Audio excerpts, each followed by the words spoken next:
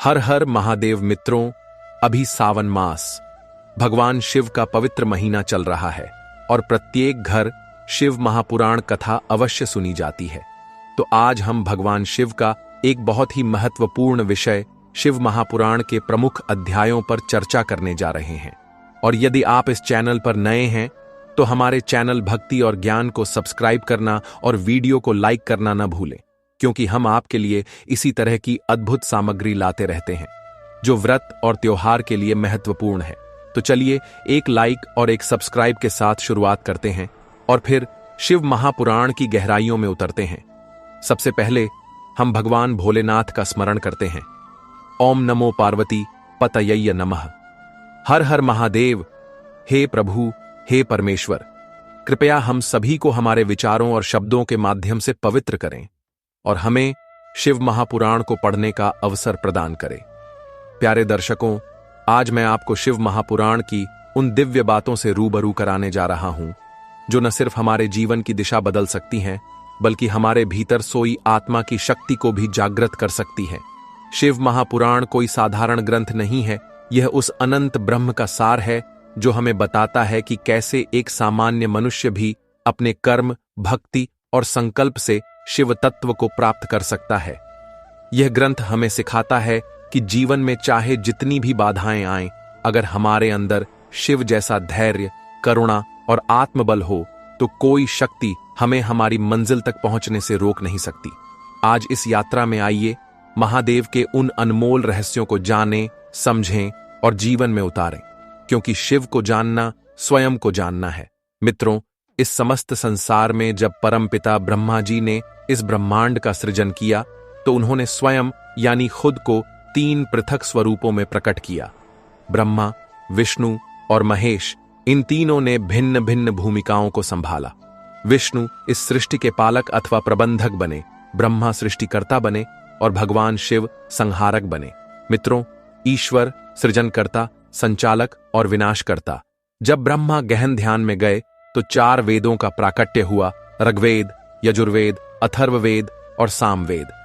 इतना सब होने के पश्चात भी मन में अनेक प्रश्न उठे, जिनके समाधान हेतु 18 महान पुराणों की रचना हुई। इन पुराणों में से एक पुराण पूर्ण रूप से भगवान शिव और उनकी भक्ति को समर्पित है, शिव महापुराण। जब शिव महापुराण में आर्षि शौनक ने महर्षि सूत जी से पूछा कि इस कलयुग में जब लोग क्रोध, मोह, अहंकार और तामसिक प्रवृत्तियों में डूबे हुए हैं तो उनके हृदय को कैसे शुद्ध किया जा सकता है। वे एक ऐसी विधि जानना चाहते थे जो सबसे पवित्र, सबसे कल्याणकारी और शीघ्र फल देने वाली हो, ताकि व्यक्ति शिव भक्ति को प्राप्त कर सके और परम शांति को पा सके। इस पर महर्षि सूत जी ने उत्तर दिया कि शिव पुराण सभी शास्त्रों में श्रेष्ठ है। इसका सार यह है कि यह भक्ति, ज्ञान और वैराग्य को बढ़ाता है। जो कोई भी इसे श्रद्धापूर्वक पढ़ता या सुनता है उसे भगवान शिव का आशीर्वाद प्राप्त होता है और अंत में वह शिवलोक को प्राप्त करता है। सूत जी ने आगे कहा कि शिव पुराण स्वयं भगवान शिव द्वारा साझा किया गया ज्ञान है, जो हमें संसार के सभी दुखों और कलयुग की बुराइयों से बचाता है। इस ग्रंथ को गुरु व्यास जी ने संकलित किया था और इसका मुख्य उद्देश्य कलयुग में जन्मे लोगों को सत्य के मार्ग पर चलने के लिए प्रेरित करना है। इस ग्रंथ में 24,000 श्लोक हैं और यह 7 खंडों में विभाजित है। यह वह ग्रंथ है जो जीवन के 4 लक्ष्यों धर्म, अर्थ, काम और मोक्ष को प्रदान कर सकता है। जो कोई भी इसे श्रद्धा और भक्ति के साथ पढ़ता या सुनता है वह इस लोक में सुख भोगता है और अंत में भगवान शिव के दिव्य धाम को प्राप्त करता है। भगवान शिव की कृपा अपार है। एक बार एक गरीब व्यक्ति जो पापों में गहरा डूबा हुआ था ने संयोग से शिव पुराण का पाठ सुना। तब भी भगवान शिव ने उसे क्षमा कर दिया और अंत में उसे अपने दिव्य धाम में स्थान दिया। इसी प्रकार एक भक्त जिसने सच्चे मन से शिव पुराण का पाठ किया उसे अगले जन्म में राजसी सुख प्राप्त हुआ और अंततः कैलाश जाने का अवसर मिला। स्वयं को भाग्यशाली समझें। इसीलिए जो कोई भी जीवन में शांति, सुख और मोक्ष चाहता है उसे प्रेम पूर्वक शिव पुराण का पाठ करना चाहिए। यह ग्रंथ कानों के लिए अमृत के समान है और मात्र इसे सुनने से व्यक्ति के सभी पाप धुल जाते हैं। भगवान शिव अपने भक्तों की हर इच्छा पूरी करते हैं और जो लोग इस पवित्र ग्रंथ का सम्मान करते हैं उन्हें लौकिक और आध्यात्मिक दोनों लाभ प्राप्त होते हैं। शिव पुराण केवल एक पुस्तक नहीं है, यह स्वयं भगवान शिव की दिव्य वाणी है। इसे पढ़ने और सुनने से व्यक्ति अपनी आत्मा को शुद्ध कर सकता है और अंततः महादेव की कृपा से मोक्ष प्राप्त कर सकता है। शिव महापुराण के अगले अध्याय में आर्षि शौनक ने सूत जी से कहा, हे धन्य पुरुष, आप वास्तव में भाग्यशाली हैं कि आप हमारे साथ ऐसी दिव्य कथा शेयर कर रहे हैं। आपकी कृपा से अब हम समझ गए हैं कि इस संसार में कल्याण के लिए शिव पुराण से बड़ा कोई साधन नहीं है। कृपया हमें बताएं, इस कलियुग में कौन से पापी इस कथा को सुनकर शुद्ध हो सकते हैं? सूत जी ने उत्तर दिया, हे ज्ञानी आर्षि, कोई भी व्यक्ति जो पापी, दुष्ट, क्रोधी या मोहग्रस्त है वह शिव पुराण को पढ़कर या सुनकर शुद्ध हो सकता है। इस संदर्भ में एक प्राचीन कथा है और केवल उसे सुनने मात्र से पाप धुल जाते हैं। इसी तरह यह बहुत समय पहले की कहानी है। एक नगर में देवराज नाम का एक ब्राह्मण रहता था। यद्यपि वह जन्म से ब्राह्मण था, उसका आचरण पापी था। वह गरीब था और पैसा कमाने के लिए लोगों को धोखा देने में अपना समय व्यतीत करता था। वैदिक धर्म को त्याग कर उसने शुद्ध आचरण छोड़ दिया और अधर्म के मार्ग पर चलने लगा। वह न तो संध्या वंदन करता था और न ही किसी धार्मिक अनुष्ठान में विश्वास रखता था। वह धोखे से लोगों को ठगता, उनके पैसे छीनता और उन्हें व्यर्थ के सुखों में उड़ा देता। एक दिन घूमते घूमते वह प्रतिष्ठानपुर झूंसी पहुंच गया। वह प्रयाग पहुंचा। वहां उसने एक शिव मंदिर देखा जहां कई संत और आर्षि भगवान शिव की कथाओं को सुनने के लिए एकत्र हुए थे। संयोग से वह भी उस मंदिर में रुक गया, लेकिन उसे तेज बुखार हो गया। बुखार के दर्द में वह वहीं पड़ा रहा और शिव कथाओं को सुनता रहा। पूरे 1 महीने तक बिना कुछ और महसूस किए वह बस वहीं पड़ा रहा। ज्वरग्रस्त भगवान शिव की कथाओं को सुनता रहा। अंततः उसकी मृत्यु हो गई। जब वह मरा तो यमराज के दूत उसे लेने आए। उन्होंने उसे बांधा और यमलोक की ओर बढ़ने लगे। ठीक उसी समय भगवान शिव के गण वहां प्रकट हुए। वे अविश्वसनीय रूप से तेजस्वी थे। उनका शरीर कपूर की तरह चमक रहा था। उनके हाथों में त्रिशूल था। उनका शरीर भस्म से ढका हुआ था और वे रुद्राक्ष की माला पहने हुए थे। जैसे ही वे पहुंचे, उन्होंने यमराज के दूतों पर प्रहार किया और क्रोध से उन्हें धमकाया। यम के दूत भयभीत हो गए और उन्होंने देवराज को छोड़ दिया। शिव के गणों ने उसे एक दिव्य विमान में बिठाया और कैलाश पर्वत की ओर चल पड़े। इस दृश्य से यमलोक में भारी कोलाहल मच गया। कोलाहल सुनकर धर्मराज यमराज स्वयं अपने महल से बाहर आए। उन तेजस्वी शिवगणों को देखकर वे पूरी तरह से चकित रह गए। तब उन्होंने तुरंत समझ लिया कि यह सब भगवान शिव की कृपा से हुआ है। भय के कारण उन्होंने शिव के गणों से कोई प्रश्न नहीं पूछा, बल्कि उनकी विधिवत पूजा की। इस तरह जो कोई भी प्रेम पूर्वक शिव पुराण सुनता है, चाहे वह कितना भी पापी क्यों न हो, भगवान शिव की कृपा से बच जाता है। देवराज, जिसने अधर्म का जीवन जिया था, केवल शिव पुराण सुनने मात्र से भगवान शिव के धाम तक पहुंच सका। अंत में शिव उसे कैलाश ले गए और उसने भगवान शिव के दयालु चरणों में आत्मसमर्पण कर दिया। मित्रों, इसी तरह शिव महापुराण के अगले अध्याय में शौनक ने कहा, हे महाभाग सूत जी, आप सर्वज्ञ हैं और आपके आशीर्वाद से मैं बार बार कृतार्थ महसूस करता हूं। इस पवित्र इतिहास को सुनकर मेरा हृदय बड़े आनंद से भर जाता है। इसलिए मैं आपसे विनम्र निवेदन करता हूं कि कृपया भगवान शिव की और कथाएं सुनाएं जो हमारी भक्ति को उनके प्रति और भी गहरा कर देंगी। सूत जी ने कहा, हे शौनक, ध्यान से सुनो। मैं तुम्हें एक गुप्त कथा सुनाऊंगा, क्योंकि शिव भक्तों में तुम एक प्रमुख व्यक्ति और वेदों और वेदांत के महान विद्वान हो, इसलिए तुम्हारे साथ इस कथा को साझा करने में कोई समस्या नहीं है। समुद्र के पास वाशकल नामक एक गांव है। यह एक ऐसा स्थान है जहां दुष्ट और अनैतिक ब्राह्मण रहते हैं जो वैदिक धर्म से विमुख हो गए हैं। उन सभी का स्वभाव अत्यंत दुष्ट है। वे खेती करते हैं और विभिन्न प्रकार के हथियार रखते हैं। वे व्यभिचारी और बुरे स्वभाव के हैं। उनमें से किसी को भी यह थोड़ा सा भी ज्ञान नहीं है कि ज्ञान, त्याग और धर्म का पालन व्यक्ति के लिए सर्वोच्च लक्ष्य है। उन सभी की बुद्धि पशुओं जैसी है, और यदि किसी स्थान के ब्राह्मण ऐसे हों तो आप केवल कल्पना कर सकते हैं कि वहां की अन्य जातियों के लोग कैसे व्यवहार करते होंगे। दूसरे भी उन्हीं की तरह हैं। वे दुष्ट विचारों से भरे हुए हैं, अपने कर्तव्यों से विमुख हो गए हैं और बुरा व्यवहार करते हैं। वे हमेशा पाप कर्मों में लिप्त रहते हैं और सांसारिक सुखों में खोए रहते हैं। वहां की महिलाएं भी स्वभाव से कुटिल हैं, आत्म इच्छुक, पाप की आदि, दुष्ट विचारों से भरी और बेवफा। उनमें से कोई भी अच्छे नैतिकता या उचित व्यवहार का पालन नहीं करती। इस वजह से वाशकल गांव केवल दुष्टों का अड्डा बन गया था। एक बार इसी गांव में बिंदुक नाम का एक ब्राह्मण रहता था। वह अत्यंत दुष्ट हृदय, एक महान पापी और एक दुष्ट स्वभाव का था। यद्यपि उसकी पत्नी बहुत सुंदर थी, फिर भी वह गलत रास्ते पर चला गया। वह बस ऐसे ही चलता रहा। उसकी पत्नी का नाम चंचुला था। वह बहुत धार्मिक थी और हमेशा अच्छे व्यवहार का पालन करती थी, लेकिन बिंदुक वेश्याओं के साथ लिप्त हो गया और उसे पीछे छोड़ दिया। वह अपने बुरे कर्मों में इतना गहरा डूब गया कि उसके जीवन के कई साल ऐसे ही बर्बाद हो गए। यद्यपि चंचुला अपने पति के कुकर्मों से आहत थी, लेकिन वह अपने कर्तव्य से नहीं भटकी। वह धैर्यवान बनी रही और लंबे समय तक अपनी नैतिकता का पालन करती रही।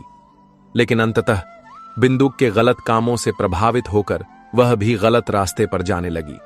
तो पति पत्नी दोनों अनैतिकता में फंस गए और अपना जीवन उसी तरह जीते रहे। उसने अपना जीवन बर्बाद करना शुरू कर दिया। जैसे जैसे समय बीतता गया, बिंदुक, जो शूद्र जाति की एक वेश्या का पति बन गया था, अपने पाप कर्मों के कारण मर गया। मृत्यु के बाद उसे नरक भेजा गया, जहां उसने भयानक पीड़ा सही। लंबे समय तक नरक में सजा भुगतने के बाद वह विंध्य पर्वत पर एक भयानक पिशाच के रूप में पुनर्जन्म लिया। इस बीच बिंदुक की मृत्यु के बाद उसकी पत्नी चंचुला अपने बेटों के साथ घर पर रही। एक दिन भाग्य के एक झटके से जब एक पवित्र त्योहार आया, तो वह अपने भाइयों के साथ गोकर्ण क्षेत्र की तीर्थयात्रा पर गई। अन्य तीर्थयात्रियों के साथ शामिल होकर उसने एक पवित्र तीर्थ स्थान पर भी पवित्र डुबकी लगाई। उसके बाद उसने अपने रिश्तेदारों के साथ विभिन्न स्थानों की यात्रा की और अंततः एक मंदिर पहुंची। उस मंदिर में एक विद्वान ब्राह्मण भगवान शिव की पवित्र और शुभ कथा का वर्णन कर रहा था। चंचुला ने गहरी भक्ति के साथ कथा सुनी। कथावाचक ब्राह्मण ने कहा कि अनैतिक गतिविधियों में शामिल एक महिला को मरने के बाद यमलोक में भयानक दंड भुगतना पड़ता है। यमराज के दूत उसे पकड़ते हैं, उसे घसीटते हैं और उसके गर्भ में एक गर्म लोहे का छल्ला डालते हैं। यह सुनकर चंचुला भयभीत हो गई। ऐसा हुआ, उसकी आत्मा कांप उठी और वह डर से कांपने लगी। कथा समाप्त होने के बाद सभी लोग मंदिर से चले गए, लेकिन चंचुला वहीं बैठी रही। उसका हृदय अपराध बोध और पश्चाताप से भर गया था। वह सोचने लगी, ओह नहीं, मैंने कितने पाप किए हैं। मेरा क्या भयानक भाग्य होगा। जब यमराज के भयानक दूत मुझे लेने आएंगे तो मैं क्या करूंगी। जब वे मेरे गले में फंदा डालकर मुझे घसीटेंगे तो मैं उस पीड़ा से कैसे बचूंगी। जब नरक में मेरे शरीर को फाड़ दिया जाएगा तो मैं उस अत्यधिक पीड़ा को कैसे सहन करूंगी। वह बेतहाशा रोने लगी। ओह, मैं जल रही हूं, मैं पूरी तरह से नष्ट हो गई हूं। मेरा दिल टूट गया है। मैं हमेशा पाप में डूबी रही हूं। अब मेरा क्या होगा। मुझे कौन बचाएगा। हे ब्राह्मण देवता, आप मेरे गुरु, मेरे पिता और मेरी माता हैं। मैं आपकी शरण में आई हूं। कृपया मुझ पर दया करें और मुझ पापी को बचाएं। सूत जी ने कहा, हे शौनक, इस तरह दुख और वैराग्य से भरकर वह व्याकुल स्त्री ब्राह्मण देवता के चरणों में गिर पड़ी। तब उस दयालु ब्राह्मण ने प्यार से उसे उठाया और उसे मार्ग दिखाने के लिए तैयार हो गया। ब्राह्मण ने उसे सांत्वना दी और कहा कि भगवान शिव की भक्ति के माध्यम से सभी पाप मिटाए जा सकते हैं। उन्होंने समझाया कि जो कोई भी हृदय से सच्चा पश्चाताप करता है और शिव की भक्ति में डूब जाता है, वह सर्वोच्च मार्ग को प्राप्त करता है। शिव पुराण की कहानियों को सुनने से आत्मा शुद्ध होती है, ठीक वैसे ही जैसे गंदे दर्पण को साफ करने से वह चमकने लगता है। उन्होंने कहा कि भगवान शिव का ध्यान करने से व्यक्ति के जीवन के सभी पाप मिट जाते हैं और वह मोक्ष की ओर अग्रसर होता है। यह सुनकर चंचुला ने अपना शेष जीवन भगवान शिव की भक्ति में बिताने का दृढ़ संकल्प लिया। वह वहीं रही और ब्राह्मण द्वारा शिव पुराण की कथाओं का वर्णन सुनने लगी। कहानी ने उसके दिल को गहराई से छुआ, उसे शुद्ध किया और उसे भगवान शिव के प्रति अपार भक्ति से भर दिया। वह भक्ति, ज्ञान और वैराग्य से भर गई और लगातार भगवान शिव का ध्यान करने लगी। जब उसका समय आया तो उसने बिना किसी पीड़ा के शांति से अपना शरीर छोड़ दिया। उस क्षण शिव के गण एक दिव्य विमान में आए। वे अविश्वसनीय रूप से सुंदर, तेजस्वी और दिव्य आभूषणों से सजे हुए थे। उन्होंने चंचुला को विमान में बिठाया और तुरंत उसे शिवलोक ले गए। वहां उसका रूप दिव्य हो गया। उसके सिर पर एक अर्धचंद्र का मुकुट था और वह दिव्य आभूषणों से चमक रही थी। वह स्थान खूबसूरती से सजाया गया था। जब चंचुला शिवपुरी पहुंची तो उसे स्वयं भगवान शिव और माता पार्वती के दर्शन करने का अवसर मिला। भगवान शिव करोड़ों सूर्यों की तरह चमक रहे थे। उनका कंठ नीला था और उनके 5 मुख थे। प्रत्येक में 3 आंखें थीं। उनकी बाईं ओर माता पार्वती बैठी थीं, जो बिजली की चमक की तरह चमक रही थीं। भगवान शिव के साथ गणेश, भृंगी, नंदीश्वर, वीरभद्र और अन्य गण थे। आनंद से भरकर चंचुला ने भगवान शिव को प्रणाम किया। उसकी आंखों से खुशी के आंसू बह रहे थे। भगवान शिव और माता पार्वती ने प्यार से उसे पास बुलाया। उसे आमंत्रित किया गया। माता पार्वती ने उसे अपनी करीबी सखी बना लिया। इस तरह चंचुला शिवलोक में रहने लगी और अंतहीन दिव्य आनंद का अनुभव करने लगी। यह कहानी हमें सिखाती है कि भगवान शिव की भक्ति सभी पापों को नष्ट कर सकती है। सच्चे हृदय से शिव की पूजा करने से जीवन बेहतर हो सकता है और मृत्यु के बाद मोक्ष प्राप्त किया जा सकता है। शिव पुराण की कथाओं को सुनना, उन पर चिंतन करना और भगवान शिव के चरणों में समर्पण करने से आत्मा शुद्ध होती है और संसार के बंधनों से मुक्त हो जाती है। मित्रों, इसी तरह अगले अध्याय में एक दिन परमानंद में खोई हुई चंचुला उमा देवी के पास गई। हाथ जोड़कर उनकी स्तुति करने लगी। उसने कहा, गिरिराज नंदिनी, स्कंद माता, उमा, मनुष्यों ने हमेशा आपकी पूजा की है। आप शंभु की प्रिया हैं, सभी सुखों को प्रदान करने वाली और ब्रह्म का साकार रूप हैं। विष्णु और ब्रह्मा जैसे देवता आपकी पूजा करते हैं। आप ही हैं जो दुनिया का सृजन, पालन और संहार करती हैं। आप तीनों गुणों का आश्रय हैं। आप सर्वोच्च शक्ति हैं, जहां ब्रह्मा, विष्णु और महेश्वर निवास करते हैं और अपना सर्वोच्च सम्मान पाते हैं। इसके बाद चंचुला, जिसने मोक्ष प्राप्त कर लिया था, ने महेश्वर की पत्नी उमा की प्रशंसा की और अपना सिर झुकाया। उसने अपना सिर झुकाया और चुप हो गई। उसकी आंखों में प्रेम के आंसू भर आए। तब करुणा से भरकर भक्तवत्सला पार्वती ने चंचुला से कहा, सखी चंचुला, सुंदरी, मैं तुम्हारी स्तुति से बहुत प्रसन्न हूं। बताओ, तुम क्या वरदान मांगती हो? ऐसा कुछ भी नहीं है जो मैं तुम्हें न दूं। चंचुला ने उत्तर दिया, निर्दोष राजकुमारी गिरिराज, मेरे पति बिंदुक इस समय कहां हैं? मुझे नहीं पता कि वे कैसे हैं। कृपया मुझे अपने पति से फिर से मिलने का कोई उपाय बताएं। चंचुला ने कहा, मेरे पति एक निम्न जाति की वेश्या से जुड़े थे और पाप कर्मों में लिप्त थे। वह मुझसे पहले मर गया। मुझे कोई अंदाजा नहीं है कि वह किस गति या दशा को प्राप्त हुआ। गिरिजा ने कहा, पुत्री, तुम्हारा पति बिंदुक एक महान पापी था। उसकी अंतरात्मा बहुत भ्रष्ट थी। वह, जो वेश्याओं के साथ लिप्त था, मृत्यु के बाद नरक में गया और अनगिनत वर्षों तक भयानक पीड़ा सही। अब अपने शेष पापों का प्रायश्चित करने के लिए वह विंध्य पर्वत पर एक पिशाच के रूप में बैठा है और सभी प्रकार के दर्द सहन कर रहा है। यह सुनकर चंचुला, जो अच्छे कर्मों के प्रति समर्पित थी, अपने पति के भयानक भाग्य से बहुत परेशान हुई।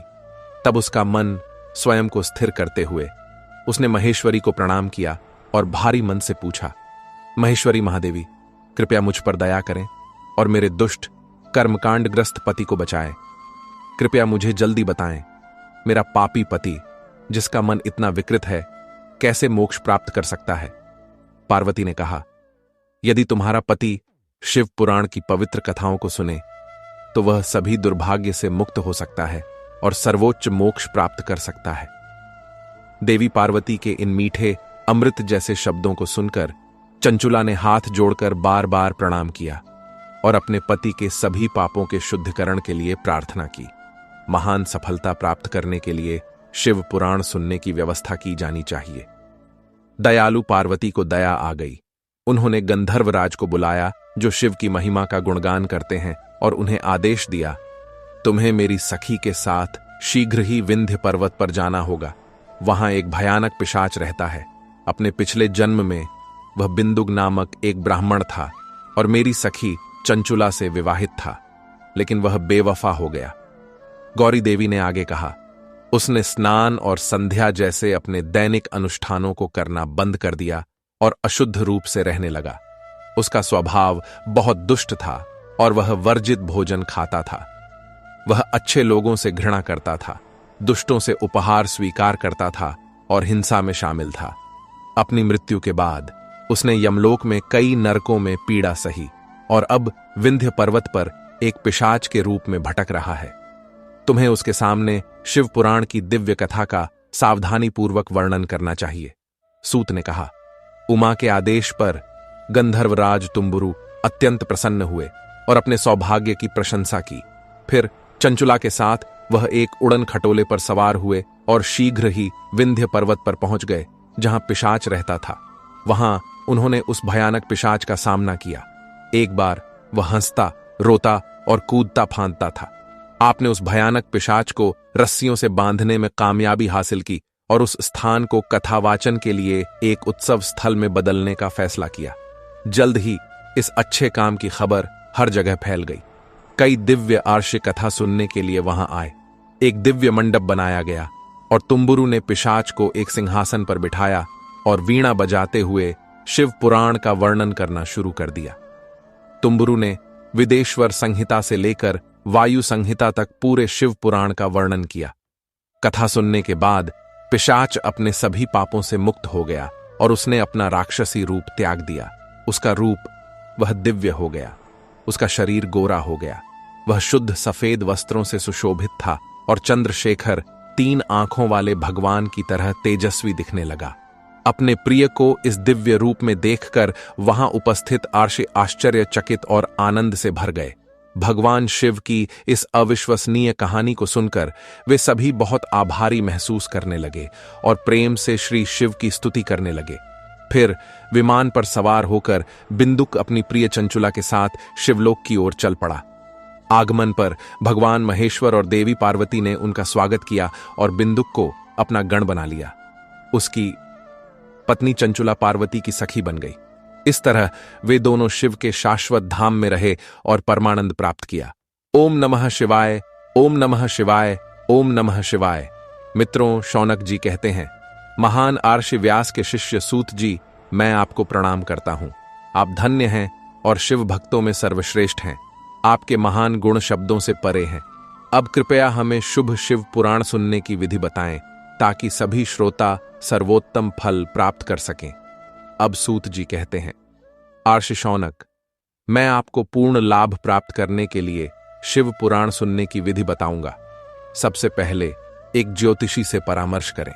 अपने समर्थकों को इकट्ठा करें, उन्हें दान से संतुष्ट करें और एक साथ बैठें ताकि यह सुनिश्चित हो सके कि कहानी बिना किसी रुकावट के सुचारू रूप से समाप्त हो। सही शुभ मुहूर्त खोजें और पूरे देश में यह खबर फैलाने का एक ईमानदार प्रयास करें कि यहां शिव पुराण की कथा सुनाई जाने वाली है। जो कोई भी अपना कल्याण चाहता है उसे निश्चित रूप से आकर सुनना चाहिए। बहुत से लोग भगवान हरि की कथाओं से दूर हो गए हैं।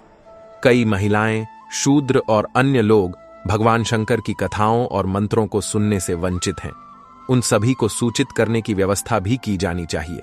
पूरे देश में हर जगह यदि आप भगवान शिव के भक्त हैं या कोई ऐसा व्यक्ति है जो उनके भजन सुनने या गाने के लिए उत्सुक है, तो आपको सम्मानपूर्वक आमंत्रित किया जाना चाहिए और गर्मजोशी से स्वागत किया जाना चाहिए।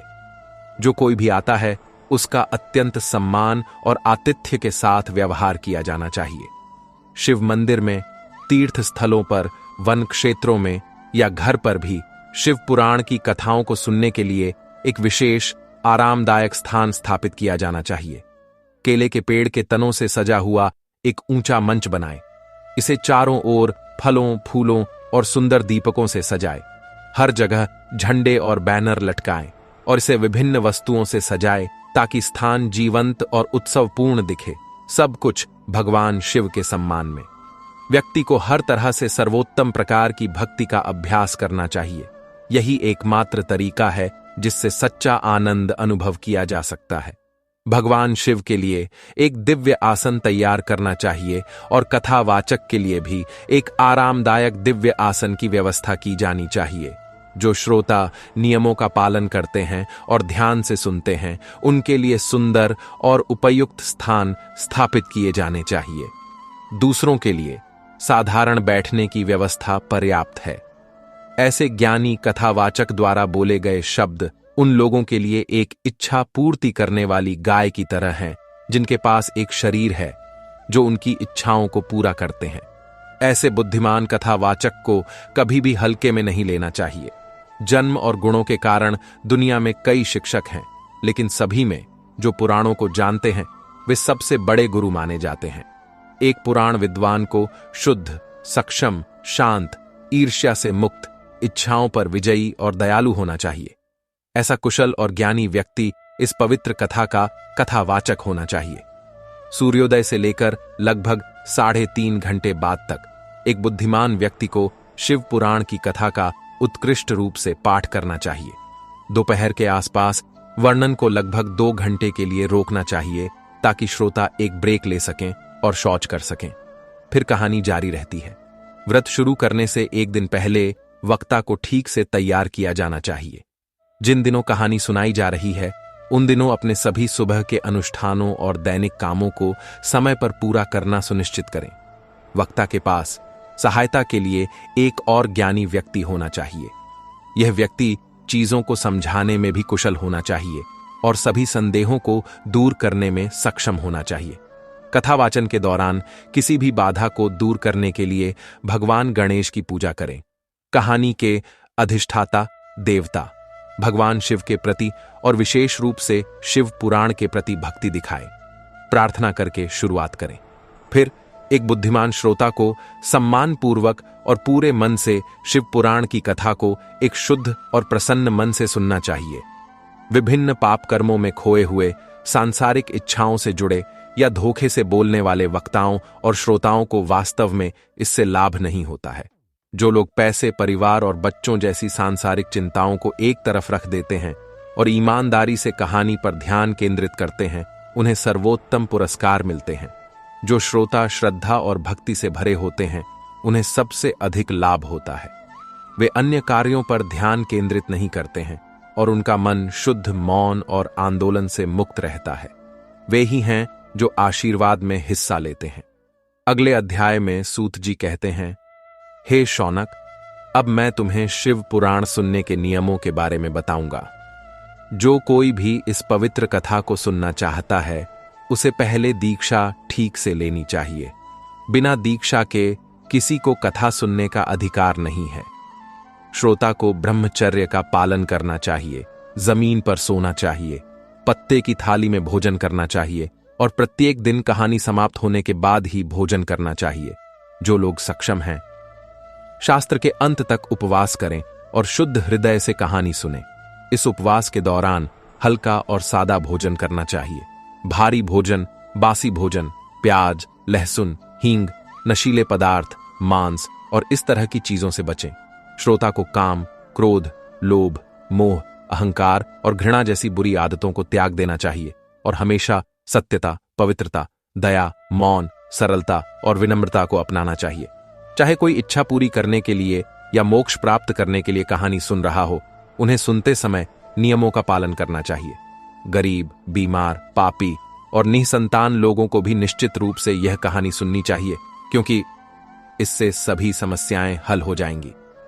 महिलाओं को भी नियमित रूप से यह कहानी सुननी चाहिए, चाहे वे जीवन के किसी भी चरण में हों।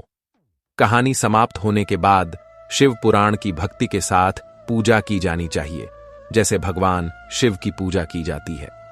फिर जिस विद्वान पुजारी ने कहानी सुनाई, उसका भी सम्मान किया जाना चाहिए। शास्त्र को अच्छे कपड़े में लपेटें और इसकी ठीक से पूजा करें। फिर इसे एक मजबूत धागे से सुरक्षित रूप से बांधें। इस शुभ अवसर पर ब्राह्मणों को भोजन कराना चाहिए और दान देना चाहिए। यदि कोई गृहस्थ है तो उसे कहानी समाप्त होने के बाद यदि संभव हो तो हवन करना चाहिए। तो आपको 3 तोले सोने का एक सिंहासन बनाना चाहिए, उस पर शिव पुराण रखना चाहिए और उसकी पूजा करनी चाहिए। फिर आपको शास्त्र को एक योग्य शिक्षक को समर्पित करना चाहिए। इस शास्त्र को दान करने का प्रतिफल यह है कि भगवान शिव की कृपा से एक व्यक्ति सांसारिक बंधनों से मुक्त हो जाता है। हे ऋषि, यह शिव पुराण सबसे महान पुराण है जो भगवान शिव को बहुत प्रिय है। यह सांसारिक दुखों को नष्ट करता है। जो कोई भी लगातार भगवान शिव का ध्यान करता है, उनकी महिमा का गुणगान करता है और उनकी कहानियों को सुनता है, उसका जीवन सफल हो जाता है। वह निश्चित रूप से इस संसार सागर को पार कर जाएगा।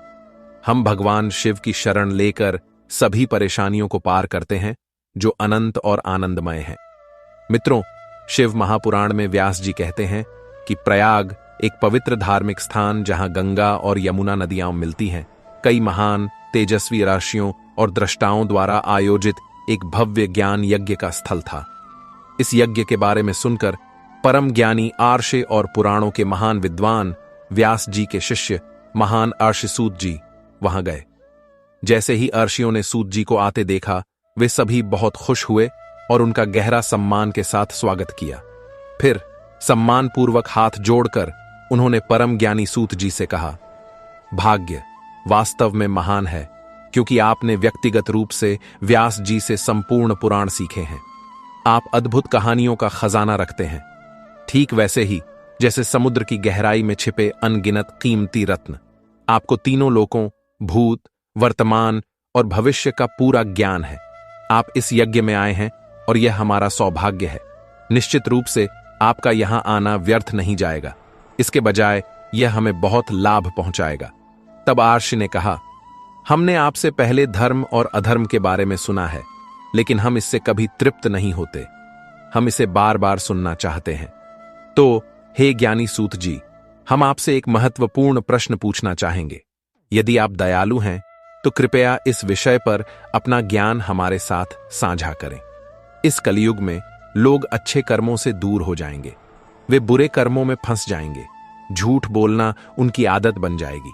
वे दूसरों की आलोचना करेंगे। वे दूसरों के धन के लालची होंगे और दूसरी महिलाओं के प्रति आसक्त होंगे।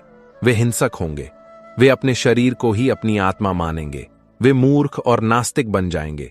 वे अपने माता पिता का सम्मान नहीं करेंगे। ब्राह्मण लोभ से भर जाएंगे और वे केवल जीविका चलाने के लिए ज्ञान बेचेंगे। वे केवल पैसा कमाने के लिए सीखेंगे और गर्व से भरे रहेंगे। क्षत्रिय अपने कर्तव्यों को त्याग देंगे।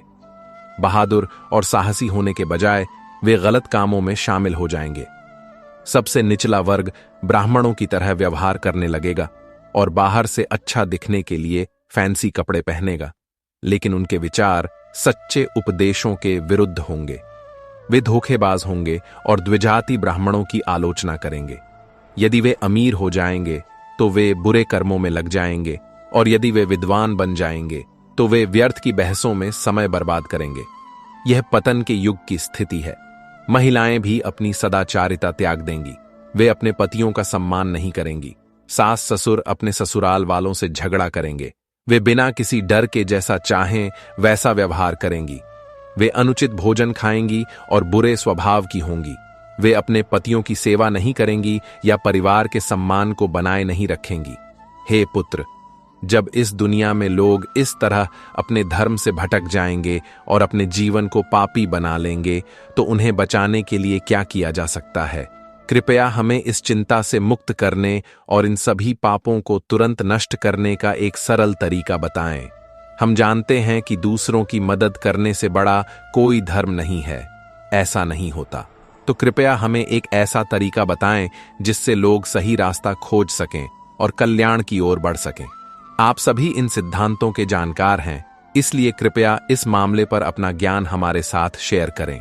मित्रों, शिव महापुराण में आर्षि सूत ने भगवान शिव का स्मरण करते हुए कहा, हे महान आत्माओं, आपने एक बहुत ही उत्कृष्ट प्रश्न पूछा है जो तीनों लोकों को लाभ पहुंचाता है। मेरे गुरु व्यास का विचार करके और आपके स्नेह के कारण मैं इस विषय की व्याख्या करूंगा। कृपया सम्मानपूर्वक सुने। शिव पुराण सर्वश्रेष्ठ शास्त्र है। यह वेदों का सार है और इसे पढ़ने या सुनने से व्यक्ति के सभी पाप नष्ट हो जाते हैं। वे होते हैं। यह न केवल इस दुनिया में बल्कि परलोक में भी परम कल्याणकारी है और यह कलयुग के दोषों को नष्ट करता है। यह भगवान शिव के दिव्य चरित्र और उनकी महान महिमा का वर्णन करता है। शिव पुराण जीवन के 4 लक्ष्यों धर्म, अर्थ, काम और मोक्ष को प्रदान करता है और इसका प्रभाव बढ़ता ही जाता है। केवल इसका अध्ययन करने से कलयुग के पापों में फंसी आत्माएं सर्वोच्च प्रगति प्राप्त कर सकती है। कलयुग के पाप तब तक प्रबल रहेंगे जब तक शिव पुराण का व्यापक रूप से प्रसार नहीं हो जाता। यह पुराण वेदों के समान ही प्रामाणिक माना जाता है। यह स्वयं भगवान शिव हैं जिन्होंने इसे रचा और इसे 12 खंडों में विभाजित किया गया, जिनके नाम इस प्रकार हैं: विद्येश्वर संहिता, रुद्र संहिता, विनायक संहिता, उमा संहिता, मातृ संहिता, एकादश रुद्र संहिता, कैलाश संहिता, शत रुद्र संहिता, कोटि रुद्र संहिता, सहस्त्र कोटि रुद्र संहिता, वायवीय संहिता और धर्म संहिता। शिव पुराण में मूल रूप से कुल 1 लाख श्लोक थे, लेकिन आर्षि व्यास ने इसे 24,000 श्लोकों तक संक्षिप्त कर दिया। पुराणों की सूची में यह 4थे स्थान पर है। भगवान शिव ने सृष्टि की शुरुआत में 1 अरब श्लोकों के साथ एक विशाल पुराण बनाया था, लेकिन द्वापर युग में आर्षि व्यास इसे 18 पुराणों में विभाजित किया गया, जिसने सभी पुराणों को केवल 4 लाख श्लोकों में संक्षिप्त कर दिया। फिर शिव पुराण को 24,000 श्लोकों के साथ संकलित किया गया। शिव पुराण वेदों के समान ही प्रामाणिक है और 7 खंडों में विभाजित है: विद्येश्वर संहिता, रुद्र संहिता, शतरुद्र संहिता, कोटि रुद्र संहिता, उमा संहिता, कैलाश संहिता और वायवीय संहिता। यह दिव्य शिव पुराण वेदों के समान ही प्रामाणिक है और मोक्ष प्रदान करता है। भगवान शिव ने स्वयं इसे प्रकट किया और आर्षि व्यास ने इसे संक्षिप्त रूप में संकलित किया। यह सभी जीवित प्राणियों के लिए है। यह लाभकारी है और सभी 3 प्रकार के दुखों शारीरिक, मानसिक और आध्यात्मिक को दूर करता है। यह अतुलनीय शास्त्र नेक आत्माओं के लिए परम कल्याण लाता है। वेदांत ज्ञान के गढ़, सच्चे धर्म और शुद्ध भक्ति की गहराई से व्याख्या करता है। मित्रों, इसी तरह शिव महापुराण में मैं, ब्रह्मा और विष्णु ने भगवान शिव से पूछा, प्रभु, सृष्टि के 5 मुख्य कार्य क्या हैं? कृपया उन्हें विस्तार से समझाए। भगवान शिव ने कहा, मेरे कार्यों को समझना बहुत कठिन है, फिर भी मेरी कृपा से मैं तुम्हें उनके बारे में बताऊंगा। ये 5 कार्य हैं। पहला, सृष्टि ब्रह्मांड का निर्माण। सृष्टि चीजों का निर्माण करना। 2, पालन, ब्रह्मांड की रक्षा करना और उसे स्थिर रखना। 3 है संहार, जब समय आता है तो दुनिया को मिटा देना। 4 है तिरोभाव, आत्माओं को विभिन्न अवस्थाओं के माध्यम से उनकी यात्रा पर भेजना। 5 है अनुग्रह, आत्माओं को इन सभी बंधनों से मुक्त करना और मोक्ष प्रदान करना। भगवान शिव ने समझाया कि सृष्टि, पालन, संहार और तिरोभाव ब्रह्मांड का विस्तार करते हैं, जबकि केवल अनुग्रह ही मोक्ष की ओर ले जाता है। यह अनुग्रह हमेशा मुझ में निवास करता है। मेरे भक्त इन 5 कार्यों को 5 तत्वों में प्रतिनिधित्व देखते हैं: पृथ्वी में सृष्टि, जल में पालन, अग्नि में संहार, वायु में तिरोभाव और अनुग्रह आकाश में। मेरे पास इन 5 कार्यों को करने के लिए 5 मुख हैं। 4 मुख 4 दिशाओं की ओर हैं और 5वां मुख ठीक बीच में है। ब्रह्मा और विष्णु, तुम दोनों ने अपनी तपस्या के माध्यम से सृष्टि और पालन के कार्य अर्जित किए, जिन्हें तुम संजोते हो। रुद्र और महेश्वर ने मुझसे संहार और रूपांतरण के कर्तव्य प्राप्त किए, लेकिन अनुग्रह, मोक्ष का कार्य कोई और नहीं संभाल सकता। इसीलिए मैंने रुद्र और महेश्वर को मेरे समान एक रूप दिया है। उनकी उपस्थिति, वेशभूषा, वाहन, आसन और हथियार ठीक मेरे जैसे हैं। भगवान शिव ने आगे मेरे मुख से शुरू होने वाले अक्षर ओम के रहस्य को समझाया। इससे ओंकार का प्रादुर्भाव हुआ, जो मेरे सच्चे रूप का प्रतीक है। ओंकार ध्वनि है और मैं वह हूं जिसे इसके द्वारा व्यक्त किया जाता है। इस महान मंत्र का निरंतर जाप मुझे हमेशा याद दिलाता है। मेरे 5 मुखों से ओंकार के 5 भाग आए: उत्तरी मुख से अकार, पश्चिमी मुख से उकार, दक्षिणी मुख से मक्कार, पूर्वी मुख से बिंदु और मध्य मुख से नाद। जब ये पांचों मिलते हैं तो वे प्रणव मंत्र ओम बनाते हैं, जिसमें संपूर्ण ब्रह्मांड समाहित है। यह शिव और शक्ति दोनों का प्रतीक है। पंचाक्षर मंत्र और वेद इसी प्रणव मंत्र से उत्पन्न हुए। पंचाक्षर मंत्र इससे निकला, जो मेरे पूर्ण रूप का प्रतिनिधित्व करता है। इसके माध्यम से सभी ध्वनियां और अक्षर उभरे, जिनसे गायत्री मंत्र और फिर 4 वेद उत्पन्न हुए। इन वेदों से लाखों मंत्र आए, प्रत्येक का उद्देश्य विभिन्न लक्ष्यों को प्राप्त करना था। लेकिन प्रणव मंत्र, AUM और 5 अक्षर मंत्र के साथ कोई भी सभी इच्छाओं को पूरा कर सकता है और मोक्ष प्राप्त कर सकता है। जो कोई भी इनका जाप करता है उसे अपार ज्ञान और सौभाग्य प्राप्त होता है। ब्रह्मा और विष्णु ने शिव मंत्र में दीक्षा प्राप्त की। उसके बाद भगवान शिव ब्रह्मा और विष्णु को एक गुप्त स्थान पर ले गए और उन्हें गुरु दीक्षा दी। उन्होंने अपने दिव्य कमल हाथों से उनके सिर पर धीरे से अपना हाथ रखा और धीरे धीरे गुप्त मंत्र प्रदान किया। उन्होंने उपदेश दिए। अनुष्ठान के अनुसार भगवान शिव ने मंत्र का 3 बार जाप करके उन्हें दीक्षा दी। ब्रह्मा और विष्णु ने हाथ जोड़कर भगवान शिव की स्तुति की। हे प्रभु, आप सृष्टिकर्ता, रक्षक, संहारक, परम सत्ता हैं, जो तीनों पहलुओं को समाहित करते हैं और कृपा प्रदान करते हैं। हम आपको बार बार प्रणाम करते हैं। आप परम ईश्वर, सृष्टिकर्ता हैं। आपको अनेक प्रणाम। भगवान शिव ने आगे कहा, मेरे और मेरे लिंगम के दर्शन सुबह और शाम को करने चाहिए। जो पूजा करते हैं उनके लिए मेरी मूर्ति और लिंगम दोनों समान हैं, लेकिन लिंगम की पूजा को श्रेष्ठ माना जाता है। शिवलिंग की महिमा, आपको शिवलिंग स्थापित करना चाहिए और AUM मंत्र का उपयोग करके उसकी पूजा करनी चाहिए। इससे व्यक्ति को मेरी सर्वोच्च अवस्था प्राप्त करने में मदद मिलती है। इसके बाद भगवान शिव गायब हो गए और ब्रह्मा और विष्णु उनके द्वारा दिए गए दिव्य ज्ञान से प्रसन्न हुए। मित्रों, इसी तरह हमारे चैनल भक्ति और ज्ञान में आगे बढ़ते हुए मैं शिवलिंग को स्थापित करने और उसकी पूजा करने का तरीका समझाऊंगा। ध्यान से सुनो। स्थापना एक शुभ समय पर एक पवित्र स्थान पर की जानी चाहिए, जैसे नदी के किनारे, एक तीर्थ स्थल या कहीं भी जहां आप दैनिक पूजा कर सकते हैं। लिंगम मिट्टी, पत्थर, धातु या जल से बनाया जा सकता है। जो भी सामग्री उपयोग की जाती है, लिंगम और उसका आधार एक ही सामग्री से बना होना चाहिए। यह सही सामग्री से बना होना चाहिए। यदि शिवलिंग को स्थायी रूप से स्थापित किया जाना है तो यह बड़ा और मजबूत होना चाहिए। यदि यह अस्थायी है तो एक छोटा सा भी काम करता है। लिंगम का आकार इसे बनाने वाले व्यक्ति की उंगलियों के आधार पर तय किया जाता है।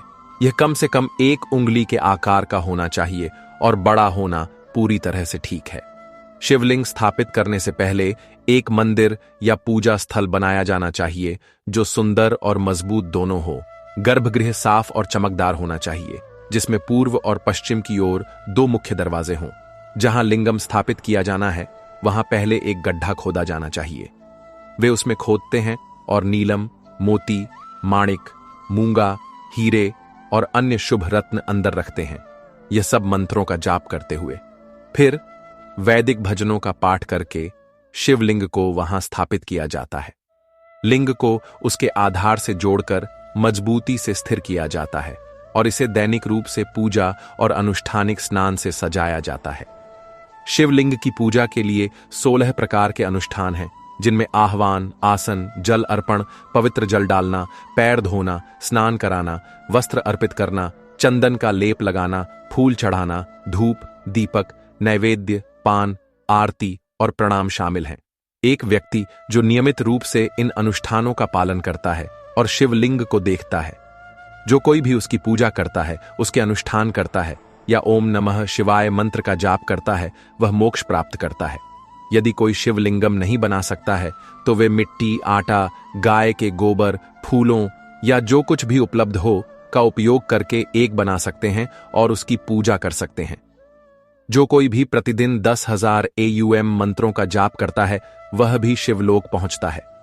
भक्तों को शिव मंदिरों को साफ करना चाहिए, फूलों के बगीचे लगाने चाहिए और भगवान की सेवा में लगे रहना चाहिए। जो लोग शिव के पवित्र स्थानों में रहते हैं उन्हें विशेष आशीर्वाद मिलता है।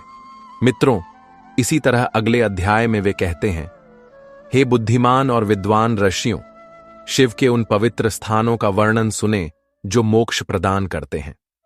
इसके बाद मैं लोगों के कल्याण के लिए शिव से संबंधित आगमों के बारे में बात करूंगा। यह पृथ्वी 50 करोड़ योजन तक फैली हुई है। भगवान शिव के आदेश से यह संपूर्ण ब्रह्मांड का समर्थन करती है। भगवान शिव ने विभिन्न पवित्र स्थान बनाए जहां लोग उनकी कृपा से मोक्ष प्राप्त कर सकते हैं। इनमें से कुछ स्थान पवित्र तीर्थ स्थल बन गए क्योंकि देवताओं और अर्षियों ने उन्हें अपना घर बनाया। ऐसे भी तीर्थ स्थल हैं जो लोगों के कल्याण के लिए अपने आप प्रकट हुए।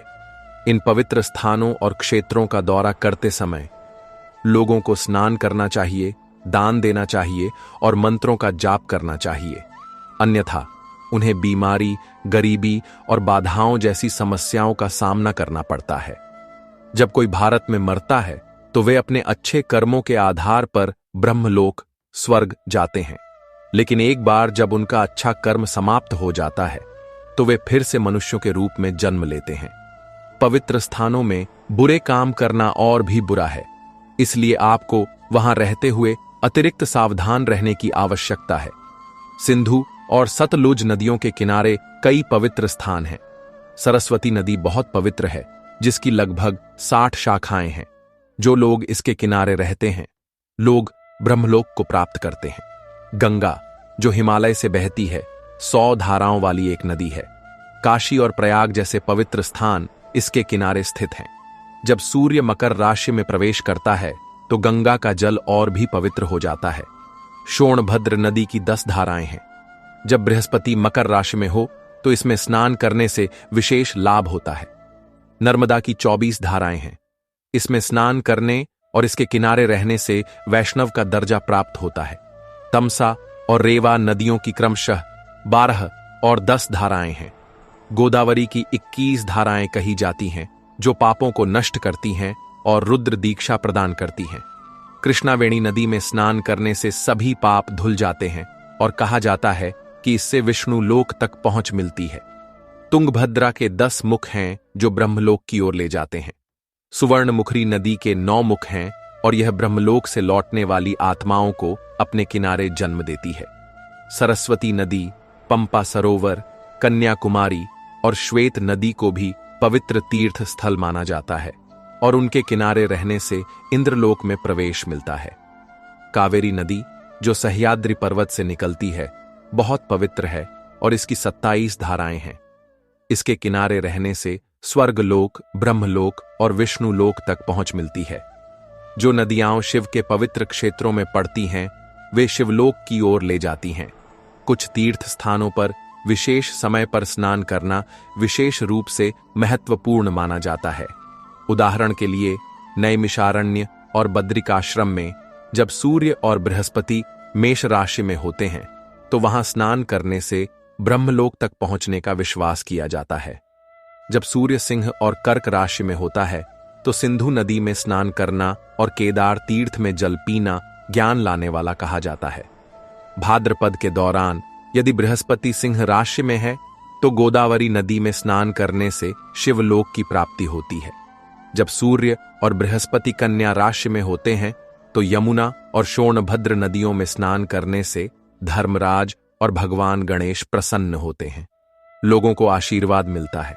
जब सूर्य और बृहस्पति मकर राशि में होते हैं तो माघ महीने में गंगा में डुबकी लगाने से शिवलोक तक पहुंच मिलती है। तीर्थ स्थलों पर अर्जित पुण्य कई गुना बढ़ जाते हैं, लेकिन वहां किए गए पाप भी बहुत भारी हो जाते हैं। यदि कोई अपना जीवन एक तीर्थ स्थल पर बिताने का फैसला करता है तो उसके सभी पिछले पाप मिट जाते हैं। एक तीर्थ स्थल पर रहने से शरीर, वाणी और मन के सभी पाप धुल जाते हैं। हालांकि तीर्थों पर मानसिक पाप बहुत हानिकारक होते हैं और केवल ध्यान के माध्यम से नष्ट किए जा सकते हैं। वाणी के पाप जप से मिट जाते हैं और शरीर के पाप तीव्र तपस्या से समाप्त हो जाते हैं। तो जो लोग सुख चाहते हैं उन्हें पवित्र स्थानों में रहना चाहिए, प्रार्थना करके और दान देकर पाप से बचना चाहिए। और इसी तरह शिव महापुराण में आर्षियों ने कहा, सूत जी, कृपया हमें उस अच्छे आचरण के बारे में बताएं जो बुद्धिमान पुरुषों को पुण्य के लोकों तक पहुंचने में मदद करता है। साथ ही हमें बताएं कि कौन सा व्यवहार स्वर्ग की ओर ले जाता है और कौन से गलत काम नरक की पीड़ा का कारण बनते हैं। सूत जी ने उत्तर दिया, केवल वही जो अच्छे आचरण का पालन करता है वास्तव में ब्राह्मण कहलाने का हकदार है। कोई व्यक्ति जो वेदों में निर्धारित नियमों का सख्ती से पालन करता है और उनका अध्ययन करता है, उसे विप्र कहा जाता है। यदि किसी व्यक्ति में अच्छे आचरण, वेदों के ज्ञान या सीखने में से कोई एक गुण भी है तो वह एक व्यक्ति को द्विज कहा जाता है।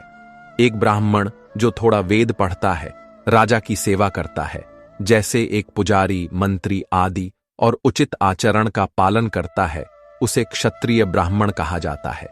एक ब्राह्मण जो खेती और व्यापार करता है और कुछ हद तक ब्राह्मण की तरह व्यवहार करता है, उसे वैश्य ब्राह्मण कहा जाता है। जो स्वयं भूमि जोतता है उसे शूद्र ब्राह्मण कहा जाता है। जो दूसरों की गलतियां निकालता है और उनका अहित चाहता है, उसे चांडाल द्विज कहा जाता है। इसी तरह क्षत्रियों में असली क्षत्रिय राजा है, अन्य नाम के क्षत्रिय हैं, क्षत्रिय योद्धा हैं। एक वैश्य वह है जो अनाज और अन्य सामानों का व्यापार करता है, बाकी सभी को वर्णिक कहा जाता है। असली शूद्र वह है जो ब्राह्मणों, क्षत्रियों और वैश्यों की सेवा करता है। शूद्र आमतौर पर हल चलाते हैं।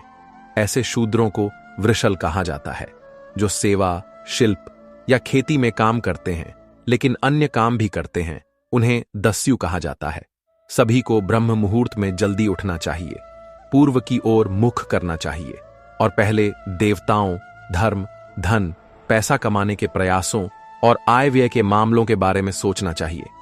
रात के अंतिम भाग को उषा कहा जाता है, समय को काल कहा जाता है और इसके मध्य भाग को संध्या काल कहा जाता है। सुबह उठने के बाद एक ब्राह्मण को शौच करना चाहिए। यह घर से दूर, शरीर को ढककर और उत्तर की ओर मुख करके किया जाना चाहिए। यदि उत्तर की ओर कोई बाधा है तो दूसरी दिशा में मुख करें, लेकिन पानी, आग, ब्राह्मणों या देवताओं की ओर मुख करके ऐसा न करें।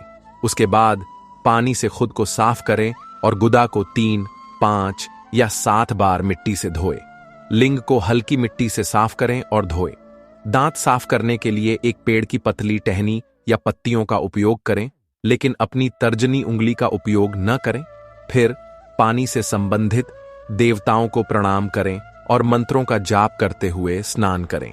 स्नान के दौरान अपोहिष्ठा जैसे मंत्रों का उपयोग करके पानी छिड़कें। स्नान के बाद गायत्री मंत्र का जाप करें और सूर्य को जल चढ़ाएं। शाम और जप अनुष्ठानों के दौरान सुबह और दोपहर में सूर्य को जल चढ़ाएं। सूर्यास्त के समय पश्चिम की ओर मुख करें और जल चढ़ाएं। यदि आप शाम की पूजा चूक जाते हैं तो प्रायश्चित के रूप में गायत्री मंत्र का 100 बार अतिरिक्त जाप करें। यदि आप इसे 10 दिनों से अधिक समय तक चूक जाते हैं तो आपको गायत्री मंत्र का 1,00,000 बार जाप करना चाहिए। यदि आप एक पूरे महीने के लिए अपनी दिनचर्या छोड़ देते हैं तो उपनयन समारोह किया जाना चाहिए। जप महत्वपूर्ण है। पवित्र अक्षर ओम का जाप करने से व्यक्ति ब्रह्म को प्राप्त करता है। जो इसे एकाग्रता से करते हैं वे मोक्ष प्राप्त करते हैं। गायत्री मंत्र का 1000 बार जाप करने से ब्रह्मलोक पहुंचते हैं। इसका 100 बार जाप करने से इंद्रलोक तक पहुंच मिलती है। मानव शरीर में 6 चक्र हैं: मूलाधार, स्वादिष्ठान, मणिपुर, अनाहत, आज्ञा और सहस्रार। ब्रह्मा, विष्णु, ईश्वर और आत्मा इन चक्रों में निवास करते हैं। उन सभी को एक मानकर सोहम मंत्र का जाप करें और खुद को ब्रह्म के साकार रूप में देखें। एक व्यक्ति जो ध्यान, जप और पूजा के प्रति समर्पित रहता है, यदि कोई व्यक्ति ऐसा करता है तो वह स्वर्ग को प्राप्त करता है। धन और दान का महत्व। अपने धन को 3 भागों में विभाजित करें। एक भाग धार्मिक उद्देश्यों के लिए, दूसरा अपने धन को बढ़ाने के लिए और तीसरा अपने स्वयं के उपयोग के लिए। खेती से होने वाले मुनाफे का आधा हिस्सा दान करें। यह पापों को साफ करने में मदद करता है। व्यापार से होने वाले मुनाफे का 6ठा हिस्सा दान करें। भोजन दान करने से महान पुण्य मिलता है। जब आप दूसरों को खिलाते हैं तो आपको उस दान का आधा पुण्य मिलता है। धन धर्म से आता है और सुख धन से आता है। अधर्म से प्राप्त धन दुख और मोह लाता है। सत्य युग में, त्रेता युग में लोगों ने तपस्या के माध्यम से मोक्ष प्राप्त किया, द्वापर युग में यज्ञों के माध्यम से, और कलयुग में मूर्तियों की पूजा करके। अधर्म दुख लाता है, जबकि धर्म सुख लाता है। तपस्या और पवित्र स्थानों की यात्रा के माध्यम से व्यक्ति अंतहीन पुण्य अर्जित करता है। यदि आपके पास धन नहीं है तो तपस्या के माध्यम से पुण्य अर्जित करें। तो एक व्यक्ति जो धार्मिक रूप से रहता है, अच्छे आचरण का पालन करता है और सत्य के मार्ग पर चलता है, वह धन्य लोकों को प्राप्त करता है। प्यारे दर्शकों, शिव महापुराण में आर्षियों ने कहा, प्रभु कृपया हमें अग्नि यज्ञ, देव यज्ञ, ब्रह्म यज्ञ, गुरु की पूजा और ब्राह्मण को संतुष्ट करने के बारे में विस्तार से समझाए। सूत जी ने कहा, हे महान ऋषियों, एक गृहस्थ जो सुबह और शाम आग में चावल और अन्य वस्तुएं चढ़ाता है, उसे अग्नि यज्ञ या अग्नि यज्ञ करने वाला कहा जाता है। जो लोग ब्रह्मचर्य चरण में जी रहे हैं, उनके लिए आग में लकड़ी की छड़ियां चढ़ाना अग्नि यज्ञ के बराबर है। उन्हें अग्नि भेंट करनी चाहिए। ब्रह्मचर्य चरण में ब्राह्मण लड़के जो अविवाहित हैं, उन्हें आग में ईंधन चढ़ाने, अपने व्रतों का पालन करने और विशेष अनुष्ठान करने की आवश्यकता है। इस बीच जो लोग गृहस्थ चरण छोड़कर वानप्रस्थी या सन्यासी बन गए हैं, वे सही समय पर सही मात्रा में भेंट चढ़ाकर अग्नि यज्ञ करते हैं। शुद्ध और पवित्र भोजन खाएं। को आग में आहुति देने से धन आता है और सुबह सूर्य को आहुति देने से जीवन काल बढ़ता है। दिन के दौरान अग्नि देवता सूर्य में निवास करते हैं, इसीलिए सूर्य को दी जाने वाली भेंट को भी अग्नि यज्ञ का हिस्सा माना जाता है। देवताओं के लिए किए गए अग्नि यज्ञों को देव यज्ञ कहा जाता है। स्थालीपाक जैसे अनुष्ठान भी देव यज्ञ के अंतर्गत आते हैं। चूड़ाकरण, सिरमुंडन समारोह जैसे समारोहों के लिए किए गए अग्नि यज्ञों को भी देव यज्ञ के रूप में गिना जाता है। ब्रह्म यज्ञ का अर्थ है देवताओं को प्रसन्न करने के लिए वेदों का अध्ययन और पाठ करना। यह सुबह की दिनचर्या के बाद किया जाता है और रात में नहीं। सृष्टि की शुरुआत में भगवान शिव ने दुनिया के कल्याण के लिए रविवार से शनिवार तक सप्ताह के 7 दिन बनाए। उन्होंने प्रत्येक दिन को विभिन्न देवताओं के साथ जोड़ा। उदाहरण के लिए ग्रहों और दिनों के अनुसार दान देने और अग्नि यज्ञ करने से विशेष लाभ होता है। रविवार सूर्य के लिए है, सोमवार चंद्रमा के लिए, मंगलवार काली के लिए, बुधवार विष्णु के लिए, गुरुवार देवताओं के आशीर्वाद के लिए, शुक्रवार समृद्धि प्राप्त करने के लिए और शनिवार भगवान शनि के लिए। यह लाभकारी है।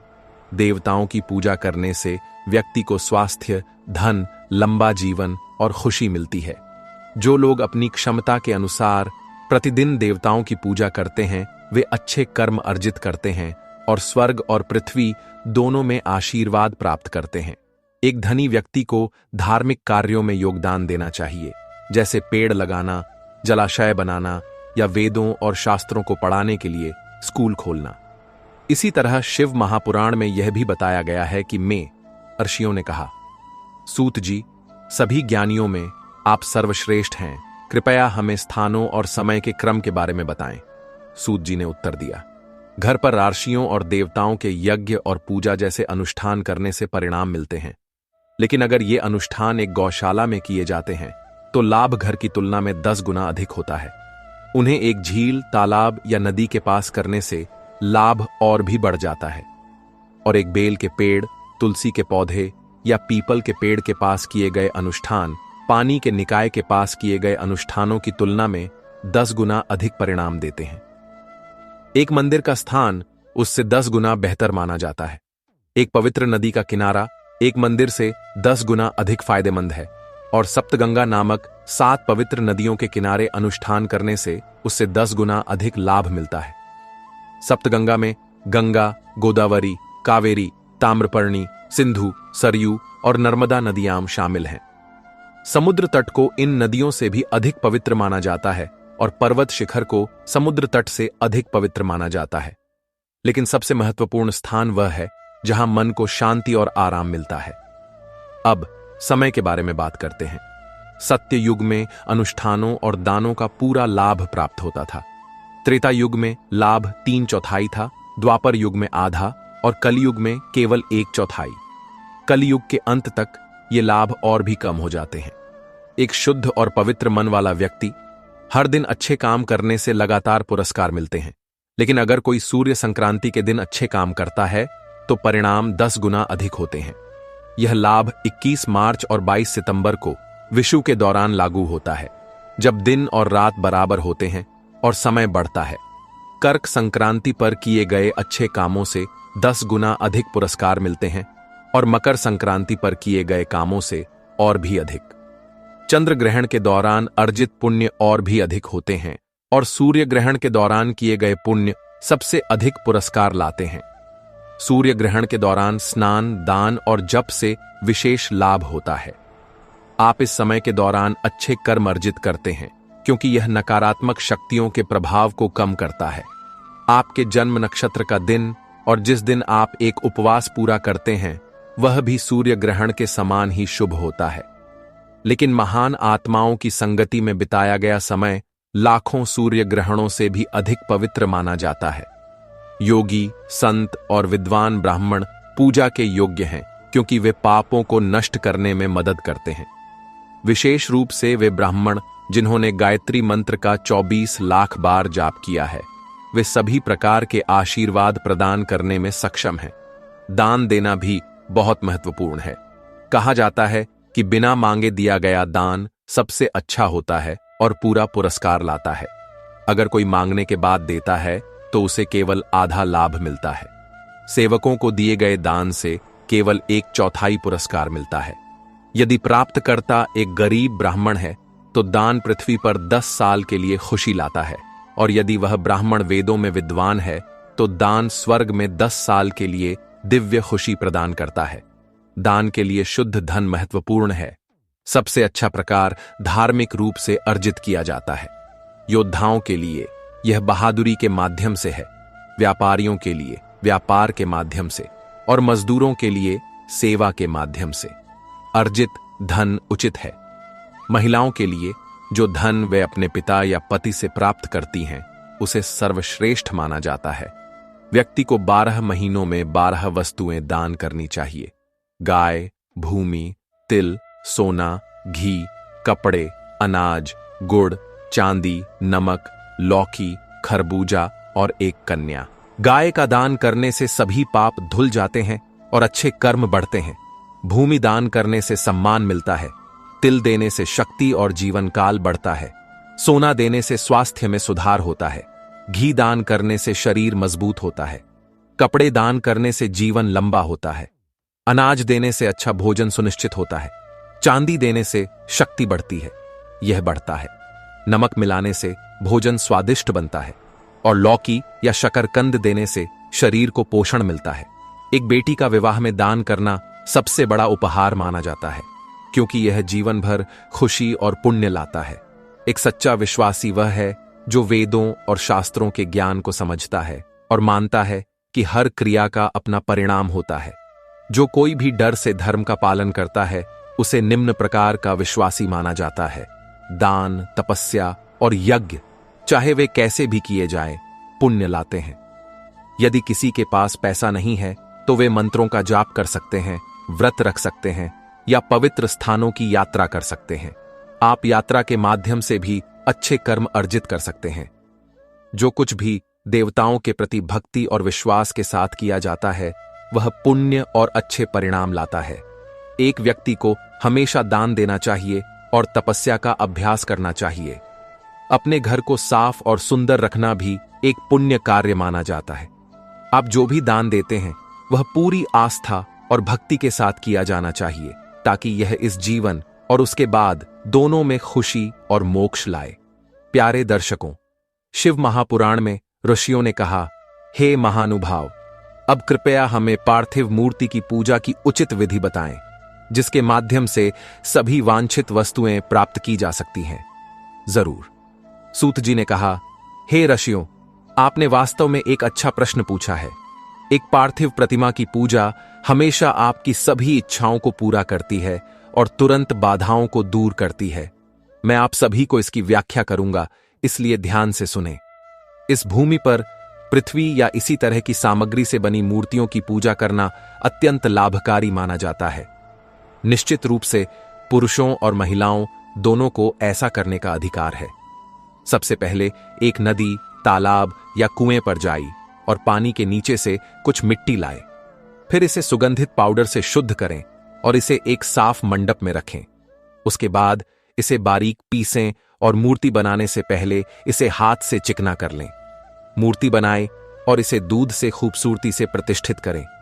मूर्ति में उसके शरीर के सभी अंग स्पष्ट रूप से दिखने चाहिए और सभी प्रकार के हथियारों से सुशोभित होना चाहिए। फिर इसे सम्मानपूर्वक कमल की स्थिति में रखें और श्रद्धा के साथ इसकी पूजा करें। ब्राह्मणों को हमेशा गणेश, सूर्य, विष्णु, दुर्गा और शिव की मूर्तियों के साथ साथ शिवलिंग की भी पूजा करनी चाहिए। 16 चरणीय अनुष्ठान के पूर्ण लाभों के लिए पूजा 16 विभिन्न प्रसादों के साथ की जानी चाहिए। फूलों के साथ अभिषेक करें और समारोह के दौरान मंत्रों का जाप करें।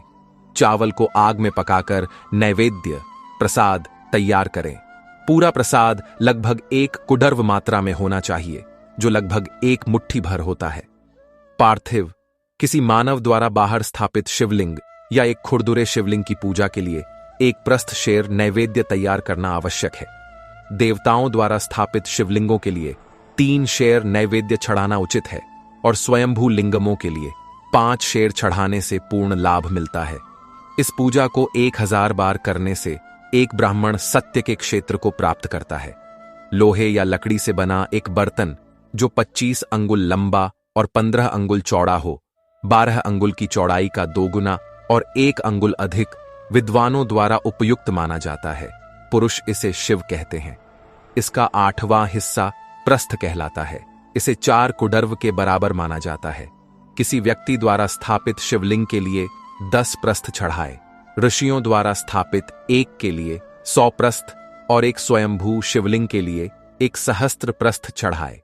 इसके साथ उचित मात्रा में पानी, तेल, धूप और सुगंधित पदार्थ रखें। इसे उन शिवलिंगों की भव्य पूजा माना जाता है।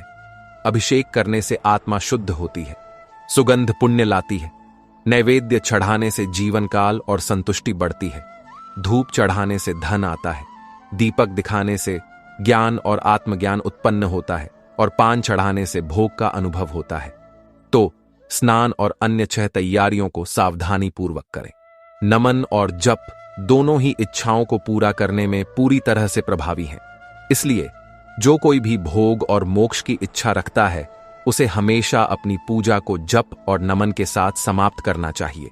व्यक्ति को हमेशा सच्चे हृदय से पूजा करनी चाहिए, क्योंकि यह देवताओं के लोकों तक पहुंचने की ओर ले जाता है, जहां उनके आंतरिक लोकों में भी बहुत सारी आनंददायक चीजें होती हैं। अब मैं उन विशेष लाभों का वर्णन करूंगा जो देवताओं की पूजा करने से मिलते हैं। हे द्विजों, श्रद्धा से सुनो। विघ्नराज गणेश की पूजा करने से पृथ्वी पर आपकी सर्वोत्तम इच्छाओं की पूर्ति होती है। आपको शुक्रवार को, विशेष रूप से श्रावण और भाद्रपद महीनों के शुक्ल पक्ष के चौथे दिन और जब पौष महीने में शतभिषा नक्षत्र होता है, तो गणेश पूजा ठीक से करनी चाहिए।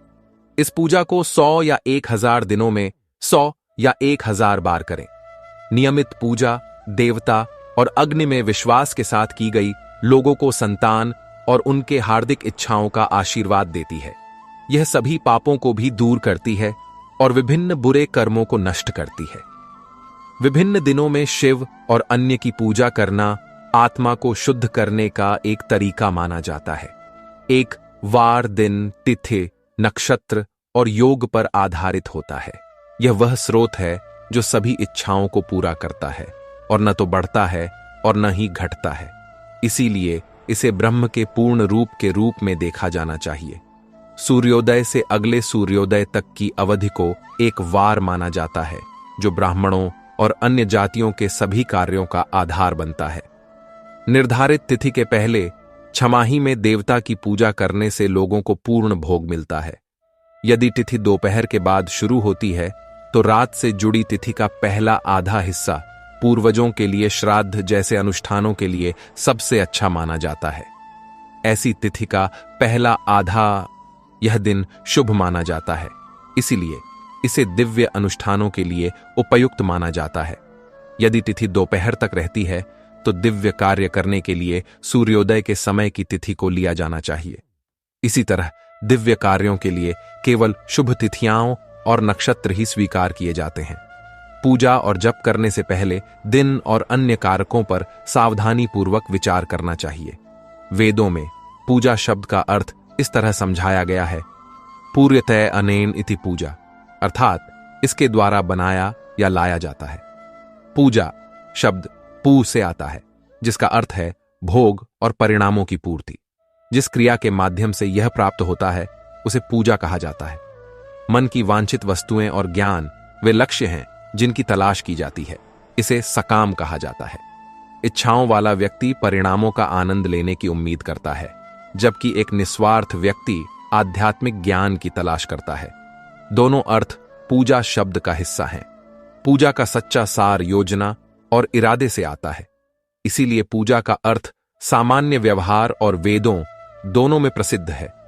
दैनिक और सामयिक अनुष्ठान समय के साथ परिणाम देते हैं, लेकिन अगर कोई वांछित अनुष्ठान ठीक से किया जाता है तो उसके परिणाम तुरंत आते हैं। एक पखवाड़े, एक महीने या एक साल तक लगातार पूजा करने से उन कार्यों के फल मिलते हैं और धीरे धीरे संबंधित पाप कम होते हैं। प्रत्येक महीने के कृष्ण पक्ष के चौथे दिन भगवान महागणपति की विशेष तिथि पर पूजा करने से एक पक्ष के पाप नष्ट हो जाते हैं और दूसरे पक्ष में प्रसाद के रूप में उत्कृष्ट पुरस्कार मिलते हैं। चैत्र मास की चतुर्थी को पूजा करने से पूरे महीने की पूजा का लाभ मिलता है, और जब सूर्य सिंह राशि में हो तो भाद्रपद मास की चतुर्थी को भगवान गणेश की पूजा करने से पूरे वर्ष के लिए वांछित आशीर्वाद मिलता है। यह जानना महत्वपूर्ण है। श्रावण मास के रविवारों में, विशेष रूप से हस्त नक्षत्र के साथ सप्तमी के दिन और माघ मास के शुक्ल पक्ष की सप्तमी के दिन भगवान सूर्य की पूजा करनी चाहिए। साथ ही ज्येष्ठ और भाद्रपद महीनों में बुधवार को श्रवण नक्षत्र के दौरान पूजा की सिफारिश की जाती है। 12वीं चंद्र तिथि पर भगवान विष्णु की पूजा करना, विशेष रूप से केवल 12वें दिन ही वांछित धन प्रदान करने वाला माना जाता है।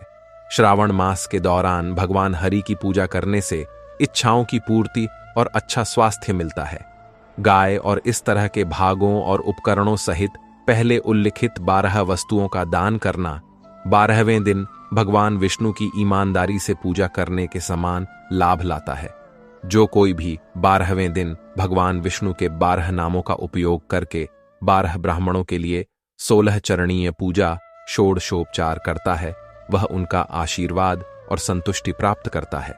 इसी प्रकार सभी देवताओं के 12 विभिन्न नामों का आह्वान करके 12 ब्राह्मणों की पूजा करने से वे देवता प्रसन्न होते हैं।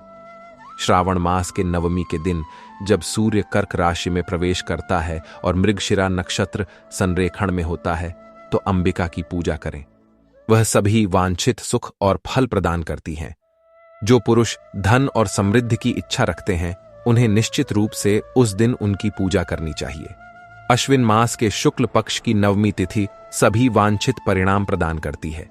यदि उसी महीने के कृष्ण पक्ष की चतुर्दशी रविवार को पड़ती है तो उस दिन महत्व बहुत बढ़ जाता है। साथ ही यदि सूर्य के संक्रमण के साथ आर्द्रा और महारुद्र का संयोग हो तो उन अवसरों पर शिव पूजा करना विशेष रूप से महत्वपूर्ण माना जाता है। माघ मास के कृष्ण पक्ष की 14वीं तिथि को शिव की पूजा करने से सभी वांछित परिणाम मिलते हैं। यह व्यक्ति के जीवन का विस्तार करता है, मृत्यु के दर्द को दूर करता है और सभी प्रकार की आध्यात्मिक शक्तियों को प्राप्त करने में मदद करता है। यदि ज्येष्ठ मास की 14वीं तिथि को महारुद्र का संयोग हो या यदि मार्गशीर्ष मास के किसी भी दिन आर्द्रा नक्षत्र हो तो विभिन्न सामग्रियों से बनी प्रतिमा के रूप में शिव की पूजा करना, 16 विभिन्न प्रसादों का उपयोग करके लोग उसकी पूजा करते हैं। व्यक्ति को उस पुण्य आत्मा के चरणों को देखने का अवसर मिलना चाहिए। भगवान शिव की पूजा करने से मनुष्यों को सांसारिक सुख और मोक्ष दोनों मिलते हैं, यह समझना चाहिए। कार्तिक मास में प्रत्येक दिन और तिथि भगवान महादेव की पूजा के लिए विशेष महत्व रखती है।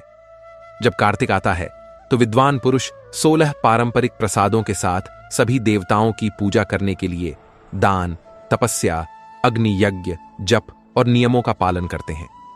इस पूजा में देवता की मूर्ति, ब्राह्मणों और मंत्रों का उपयोग आवश्यक है। ब्राह्मणों को भोजन कराना भी अनुष्ठान को पूरा करता है। उपासक को सभी इच्छाओं को त्याग देना चाहिए और शांत और दर्द से मुक्त रहना चाहिए। देवताओं की पूजा करने के लिए उत्सुक रहें। कार्तिक का महीना वह होता है जब देवताओं को प्रसाद और प्रार्थनाएं मिलती हैं जो सभी बीमारियों का इलाज कर सकती हैं, बुरी आत्माओं को नष्ट कर सकती हैं और ग्रहों के प्रभाव को दूर कर सकती हैं। कार्तिक के दौरान रविवार को भगवान सूर्य की पूजा करने और तेल और सूती कपड़े चढ़ाने से कुष्ठ रोग जैसी बीमारियां ठीक हो सकती हैं। हरी और काली मिर्च, कपड़े और खीरे का दान करना, साथ ही ब्राह्मणों का सम्मान करना तपेदिक को खत्म करने में मदद करता है। दीपक और सरसों का दान करने से मिर्गी ठीक हो सकती है। कृत्तिका नक्षत्र के अंतर्गत आने वाले सोमवार को भगवान शिव की पूजा करने से लोगों को बड़ा लाभ होता है। गरीबी को दूर करना और पूर्ण धन प्रदान करना संभव है। भूमि या संपत्ति के साथ साथ आवश्यक घरेलू वस्तुओं का दान करने से ये लाभ मिलते हैं। कृत्तिका नक्षत्र के दौरान आने वाले मंगलवार को भगवान स्कंद की पूजा करना और दीपक, घंटियाओं और इस तरह का दान करना लोगों को वाक्पटुता का उपहार जल्दी से प्राप्त करने में मदद करता है। वे जो कुछ भी कहते हैं वह सच हो जाता है। कृत्तिका नक्षत्र के साथ बुधवार को विष्णु यज्ञ करना और दही और चावल का दान करना लोगों को अच्छे बच्चे पैदा करने में मदद करता है। कृत्तिका नक्षत्र के साथ गुरुवार को भगवान ब्रह्मा को धन का दान करना, पूजा और शहद, सोना और घी का दान करने से व्यक्ति का धन और समृद्धि बढ़ती है। कृत्तिका नक्षत्र के दौरान आने वाले शुक्रवार को भगवान गणेश की पूजा करना और सुगंध, फूल और भोजन का दान करना जीवन में आनंददायक चीजों की प्रचुरता को बढ़ाता है। उस दिन सोना, चांदी और अन्य कीमती वस्तुओं का दान करने से भी उत्कृष्ट बच्चों का आशीर्वाद मिलता है। कृत्तिका नक्षत्र के तहत शनिवार को दिशाओं के संरक्षकों, हाथियों, नागों और पुल के संरक्षकों की पूजा करना, साथ ही पापों को दूर करने वाले 3 आंखों वाले भगवान रुद्र, ज्ञान देने वाले भगवान विष्णु, भगवान ब्रह्मा और जुड़वांव अश्विनी कुमारों के साथ भगवान धन्वंतरी की पूजा करना बीमारियों को दूर करने में मदद करता है। यह अचानक और असामयिक मृत्यु को रोकने में मदद करता है और तत्काल बीमारियों से राहत दिलाता है। नमक, लोहा, तेल और काले चने के संयोजन का दान करना, साथ ही सूखी अदरक, पीपल फल, काली मिर्च, सुगंध, पानी, घी और अन्य पदार्थों, साथ ही सोना और मोती जैसी कठोर वस्तुओं का दान करना स्वर्ग की प्राप्ति की ओर ले जाता है। इनमें नमक और इसी तरह की वस्तुओं के लिए न्यूनतम मात्रा कम से कम 1 प्रस्थ या शेर होनी चाहिए और सोने और इस तरह की चीजों के लिए कम से कम 1 पल। पौष मास में भोर में शिव और अन्य सभी देवताओं की पूजा करना जब धन का संक्रमण होता है, धीरे धीरे सभी प्रकार की आध्यात्मिक शक्तियों को प्रदान करता है। ऐसा होता है। इस पूजा में आग से पके चावल से बना प्रसाद सर्वश्रेष्ठ नैवेद्य प्रसाद माना जाता है। पौष मास में विभिन्न प्रकार के अनाजों का प्रसाद चढ़ाने का विशेष महत्व है। मार्गशीर्ष मास में केवल अनाज दान करने वालों को ही पूर्ण वांछित परिणाम मिलते हैं। इस प्रकार 6 प्रकार के लिंग हैं: अकार, उकार, मक्कार, बिंदु, नाद और ध्वनि। इन 6 लिंगों की नियमित पूजा से भक्त जीवन में मुक्त हो जाता है, इसमें कोई संदेह नहीं है। और कहते हैं, हे महान ऋषि, कृपया हमारे लिए लिंग रूप के महत्व और शिव भक्तों को इसकी पूजा करने के विभिन्न तरीकों की व्याख्या करें। सूत जी कहते हैं, हे ऋषियों, आप सभी तपस्या के स्वामी हैं। आपने वास्तव में एक सुंदर प्रश्न पूछा है, लेकिन केवल भगवान महादेव ही इसका सटीक उत्तर जानते हैं, कोई और नहीं। फिर भी भगवान शिव की कृपा से मैं इस विषय को समझाने का प्रयास करूंगा। भगवान शिव हमेशा हम सभी की बार बार रक्षा करें। प्रशब्द प्रकृति से जन्मे संसार के ब्रह्मांडीय महासागर का प्रतिनिधित्व करता है। प्रणव इसे पार करने के लिए एक और नाव है, इसीलिए ओंकार को प्रणव का दूसरा नाम माना जाता है। ओंकार अपने भक्तों को बताता है कि दुनिया के भ्रम वास्तविक नहीं है, वे आपको सशक्त बनाने के लिए हैं। इसीलिए बुद्धिमान पुरुष ओम ध्वनि को प्रणव के रूप में संदर्भित करते हैं। एक और अर्थ यह है कि यह सभी भक्तों के लिए आत्मज्ञान और परम मोक्ष की ओर ले जाता है। इस कारण से प्राचीन आर्षि इसे प्रणव कहते हैं। जो योगी इसका जाप करते हैं और जो भक्त इसके मंत्र की पूजा करते हैं, उनके लिए यह उनके सभी कर्मों को नष्ट कर देता है और यह दिव्य ताजा ज्ञान प्रदान करता है। इसीलिए इसे प्रणव कहा जाता है। भ्रम से मुक्त परम प्रभु को नया या ताजा कहा जाता है, रूप में शुद्ध और परम वास्तविकता। प्रणव इसे कहा जाता है। प्रणव ध्यानी को शिव के एक नए ताजे रूप में बदल देता है। इसीलिए विद्वान इसे प्रणव के रूप में जानते हैं, या अधिक सटीक रूप से यह सर्वोच्च दिव्य ज्ञान को प्रकट करता है, इसलिए इसे प्रणव कहा जाता है। प्रणव के दो प्रकार हैं, स्थूल और सूक्ष्म। एक अक्षर रूप अ उ एम को सूक्ष्म प्रणव माना जाता है, जबकि 5 अक्षर मंत्र नमः शिवाय को स्थूल प्रणव माना जाता है। यदि 5 अक्षर स्पष्ट रूप से व्यक्त नहीं किए जाते हैं तो यह सूक्ष्म है। यदि सभी 5 अक्षर स्पष्ट रूप से उच्चारित किए जाते हैं तो यह स्थूल है। एक मुक्त आत्मा के लिए अभ्यास सूक्ष्म प्रणव का जाप करना है, बस इतना ही। यह उसके लिए सभी साधनों का सार है। वह सूक्ष्म प्रणव मंत्र का जाप करता रहता है और इसके सच्चे अर्थ परम आत्मा तत्व पर विचार करता है, जब तक कि उसका शरीर विलीन होकर फीका न हो जाए। जब शरीर अंततः नष्ट हो जाता है तो वह ब्रह्म शिव के पूर्ण रूप को प्राप्त करता है। यह एक निश्चित बात है। भले ही कोई इसके अर्थ में गहराई से उतरे बिना मंत्र का जाप करे, वह निश्चित रूप से योग प्राप्त करेगा। जिसने 36 करोड़ मंत्रों का जाप किया है, वह निश्चित रूप से योग प्राप्त करेगा। सूक्ष्म प्रणव के भी छोटे और लंबे ध्वनियों के आधार पर 2 रूप होते हैं, अकार, उकार, मकार, बिंदु, नाद, शब्द, समय और कला से बनी ध्वनि को लंबा प्रणव कहा जाता है। यह योगियों के दिलों में निवास करता है। जो ओम मकर तक रहता है वह इन 3 तत्वों से बना है और इसे छोटा प्रणव कहा जाता है। अशिव अभिव्यक्ति है और मकर दोनों की एकता है। यह त्रिगुणात्मक प्रकृति का प्रतिनिधित्व करता है। इसे समझकर व्यक्ति को छोटे प्रणव का जाप करना चाहिए। जो लोग अपने सभी पापों से छुटकारा पाना चाहते हैं, उन्हें निश्चित रूप से इस छोटे प्रणव का जाप करना चाहिए। पृथ्वी, जल, अग्नि, वायु और आकाश, ये 5 तत्व ध्वनि, स्पर्श और अन्य 5 इंद्रियों के साथ सभी मिलकर 10 चीजें बनाते हैं जिनकी मनुष्य इच्छा करता है। 2 प्रकार के लोग होते हैं। जो मन में इच्छाओं के साथ अनुष्ठान करते हैं, उन्हें सक्रिय प्रकार कहा जाता है, जबकि जो निर्धारित अनुष्ठानों को निस्वार्थ भाव से करते हैं, उन्हें त्यागी कहा जाता है। सक्रिय लोगों को पवित्र अक्षर के छोटे रूप का जाप करना चाहिए, जबकि त्यागी लोगों को इसके सभी विविधताओं और मंत्रों के साथ लंबे रूप का जाप करना चाहिए, अपनी इच्छा के अनुसार अपनी भावनाओं और कौशल को अपने पाठ में डालते हुए। पवित्र अक्षर का उच्चारण वेदों की शुरुआत में और दोनों संध्या प्रार्थनाओं के दौरान भी किया जाना चाहिए। पवित्र अक्षर का 9 करोड़ बार जाप करने से एक व्यक्ति शुद्ध हो जाता है। फिर 9 करोड़ बार जाप करके वे पृथ्वी तत्व पर विजय प्राप्त करते हैं। उसके बाद एक और 9 करोड़ जाप पूरा करके वे जल तत्व पर विजय प्राप्त करते हैं। फिर 9 करोड़ जाप के साथ वे अग्नि तत्व पर विजय प्राप्त करते हैं। इसके बाद 9 करोड़ और बार जाप करके वे वायु तत्व पर विजय प्राप्त करते हैं।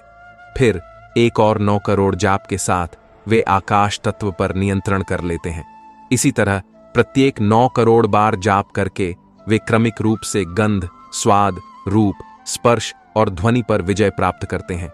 इसके बाद एक और 9 करोड़ जाप के साथ वे अहंकार पर भी विजय प्राप्त करते हैं। इस तरह आदि ध्वनि का 10 अरब 80 करोड़ बार जाप करके उदय संस्कार, मातृकन्या और मंत्र शुद्धि जैसे संस्कार करके व्यक्ति अभ्यास का पूरा लाभ प्राप्त करता है। लगाव और वैराग्य की मिश्रित भावनाओं वाले लोगों के लिए स्थूल प्रणव का जाप करना सबसे उपयुक्त तरीका है।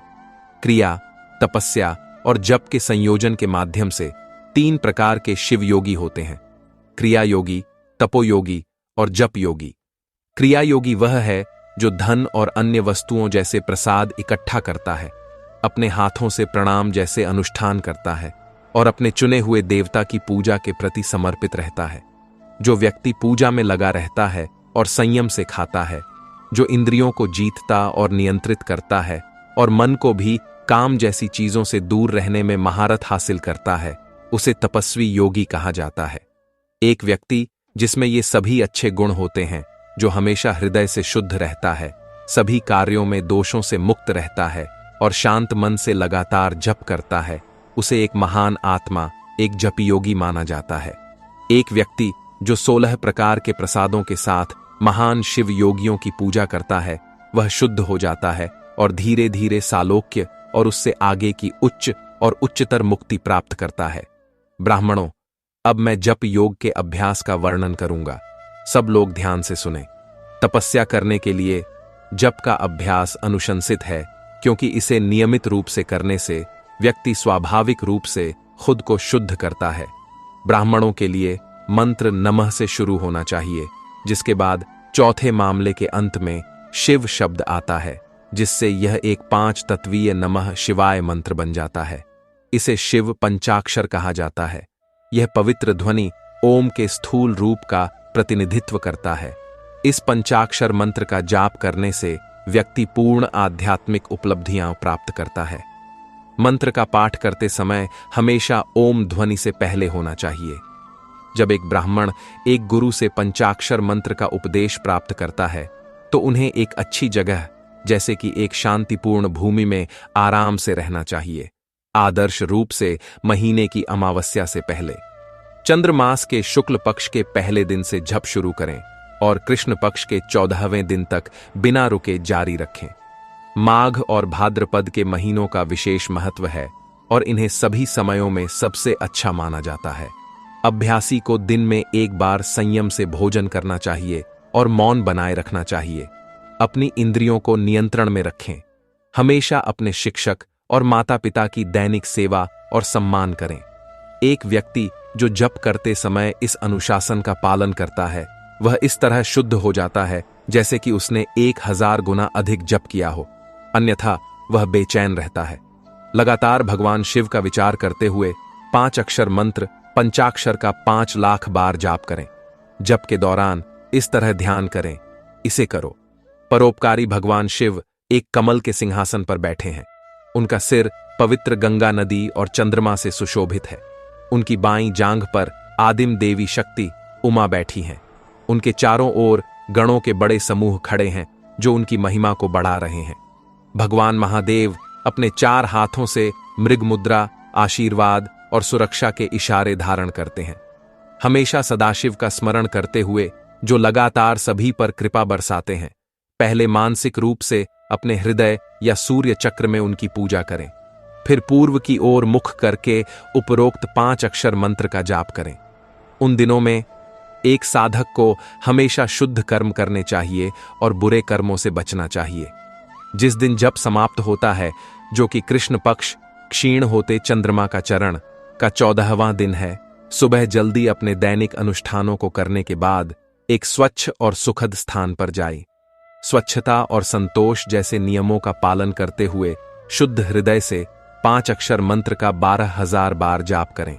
उसके बाद 5 उत्कृष्ट ब्राह्मणों को आमंत्रित करें, जो शिव के प्रति समर्पित हैं। उनके अलावा एक शीर्ष शिक्षकों को भी आमंत्रित करें, जो अत्यधिक सम्मानित है और हमेशा उसे शिव के रूप में देखें। ये 5 का प्रतिनिधित्व करते हैं: ईशान, तत्पुरुष, अघोर, वामदेव और सद्योजात। 5 प्रतीक जो सर्वश्रेष्ठ का प्रतीक हैं। शिव भक्त ब्राह्मणों को आमंत्रित करने के बाद सभी पूजा सामग्री इकट्ठा करें और भगवान शिव की पूजा शुरू करें।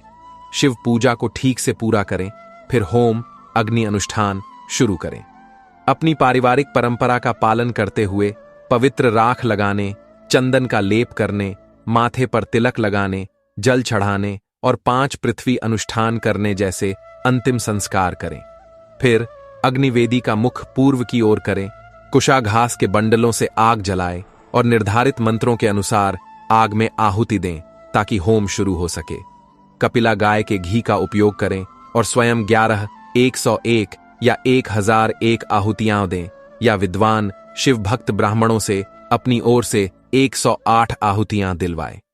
होम अनुष्ठान समाप्त करने के बाद व्यक्ति को गुरु को दक्षिणा एक सम्मानजनक उपहार के रूप में एक गाय और एक बैल की पेशकश करनी चाहिए। ईशान और अन्य का प्रतिनिधित्व करने वाले 5 ब्राह्मणों को ईशान का अवतार माना जाना चाहिए और आचार्य को हमेशा शिव के रूप में देखा जाना चाहिए। इस समझ के साथ झुककर उनके पैरों को अपने सिर से छुए। ऐसा करने से अभ्यासी तुरंत अनगिनत पवित्र स्थानों में स्नान का पुण्य प्राप्त करता है। उन ब्राह्मणों को भक्ति के साथ भोजन का 10वां हिस्सा दिया जाना चाहिए।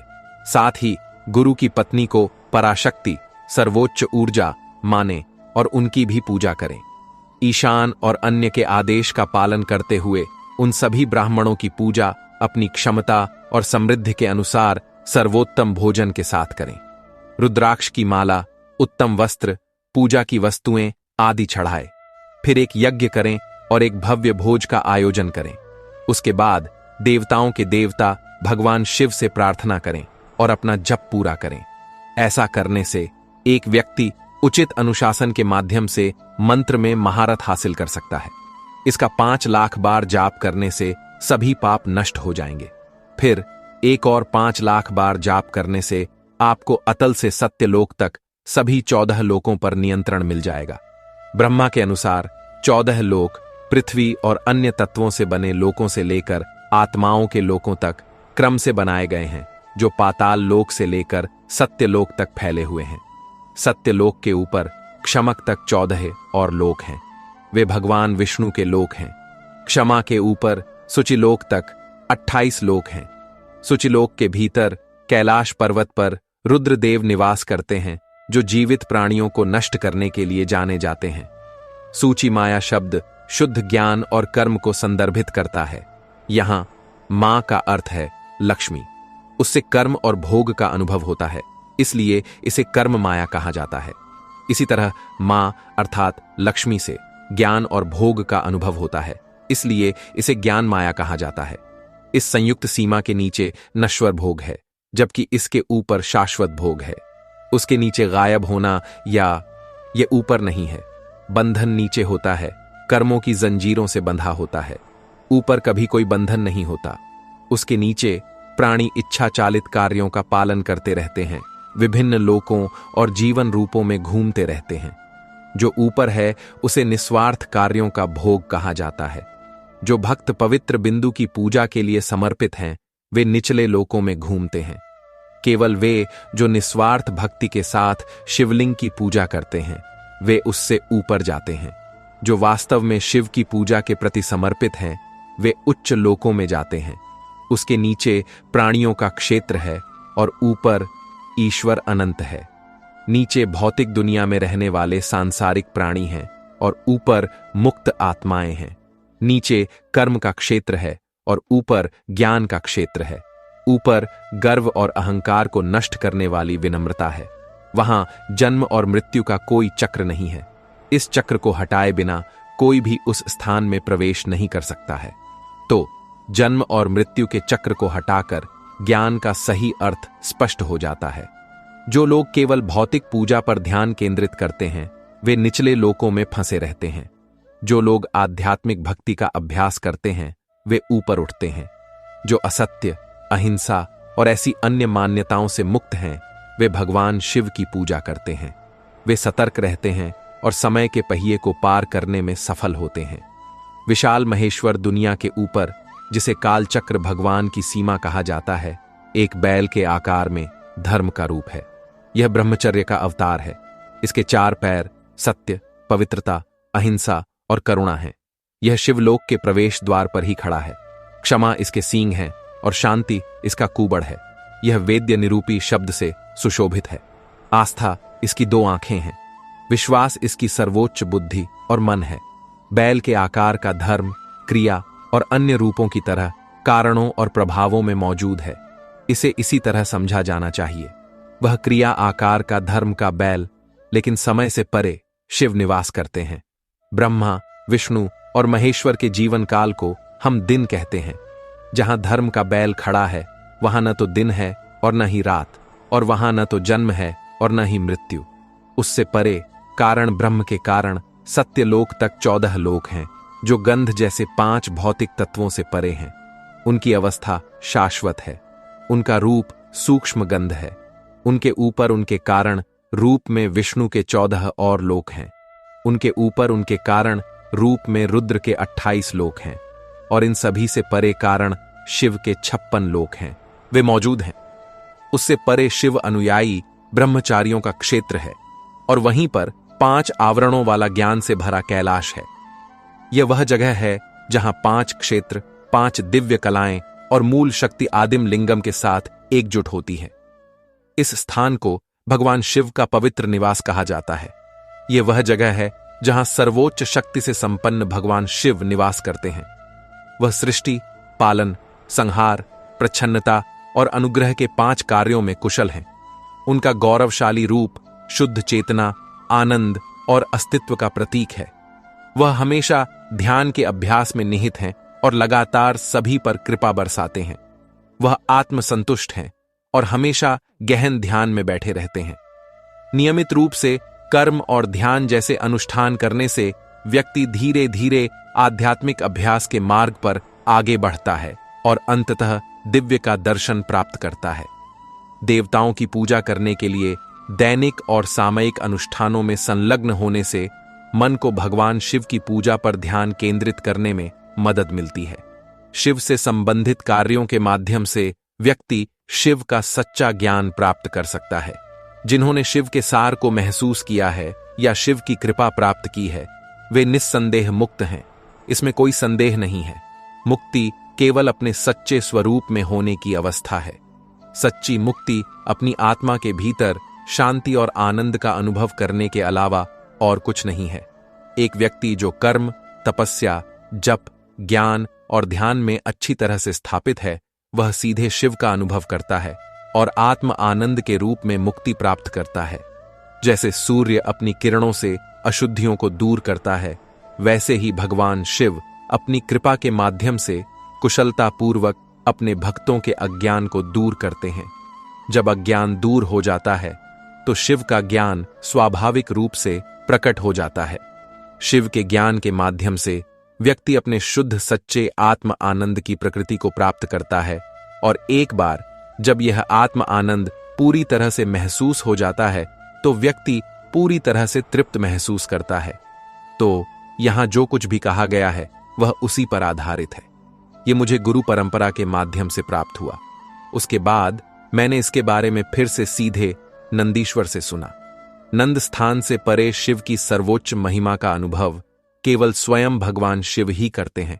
शिवलोक में उस महिमा का प्रत्यक्ष ज्ञान केवल शिव की कृपा से ही हो सकता है, अन्यथा सच्चे विश्वासी यही कहते हैं। एक साधक को 5 लाख पाठ करने चाहिए, फिर भव्य अभिषेक, अनुष्ठान, स्नान करना चाहिए और भगवान शिव को प्रसन्न करने के लिए नैवेद्य, भोजन प्रसाद चढ़ाना चाहिए और शिव के भक्तों की पूजा करनी चाहिए। भगवान शिव अपने भक्तों के प्रति दिखाई गई भक्ति से बहुत प्रसन्न होते हैं। शिव और उनके भक्तों में कोई अंतर नहीं है। वे स्वयं शिव से कम नहीं हैं। शिव मंत्र को धारण करके एक व्यक्ति अनिवार्य रूप से शिव बन जाता है। एक शिव भक्त का शरीर शिव के रूप के अलावा और कुछ नहीं है। तो व्यक्ति को हमेशा उनकी सेवा करने के लिए उत्सुक रहना चाहिए। जो शिव के भक्त हैं वे दुनिया और वेदों के सभी अनुष्ठानों को समझते हैं। वे जितना अधिक शिव मंत्र का जाप करते हैं उतना ही उनका शरीर शिव के साथ निकटता प्राप्त करता है। इसमें कोई संदेह नहीं है। एक महिला शिव भक्त देवी पार्वती के रूप का प्रतीक है। वह जितने अधिक मंत्रों का जाप करती है उतना ही वह देवी की उपस्थिति का अनुभव करती है। ठीक वैसे ही जैसे शिव पुराण में। दोस्तों, यह आज के लिए महाशिव पुराण पर मेरा वीडियो था। मुझे पता है कि आपको शिव पुराण वास्तव में पसंद आया होगा। मैं आपको भगवान शिव के बारे में कुछ अद्भुत कहानियां अभी और भी बताऊंगा जो वास्तव में आपके जीवन को धन्य कर देंगी। आपको बस एक काम करना है, वीडियो को लाइक करें, चैनल भक्ति और ज्ञान को सब्सक्राइब करें और कमेंट में हर हर महादेव या ओम नमः शिवाय लिखना न भूलें।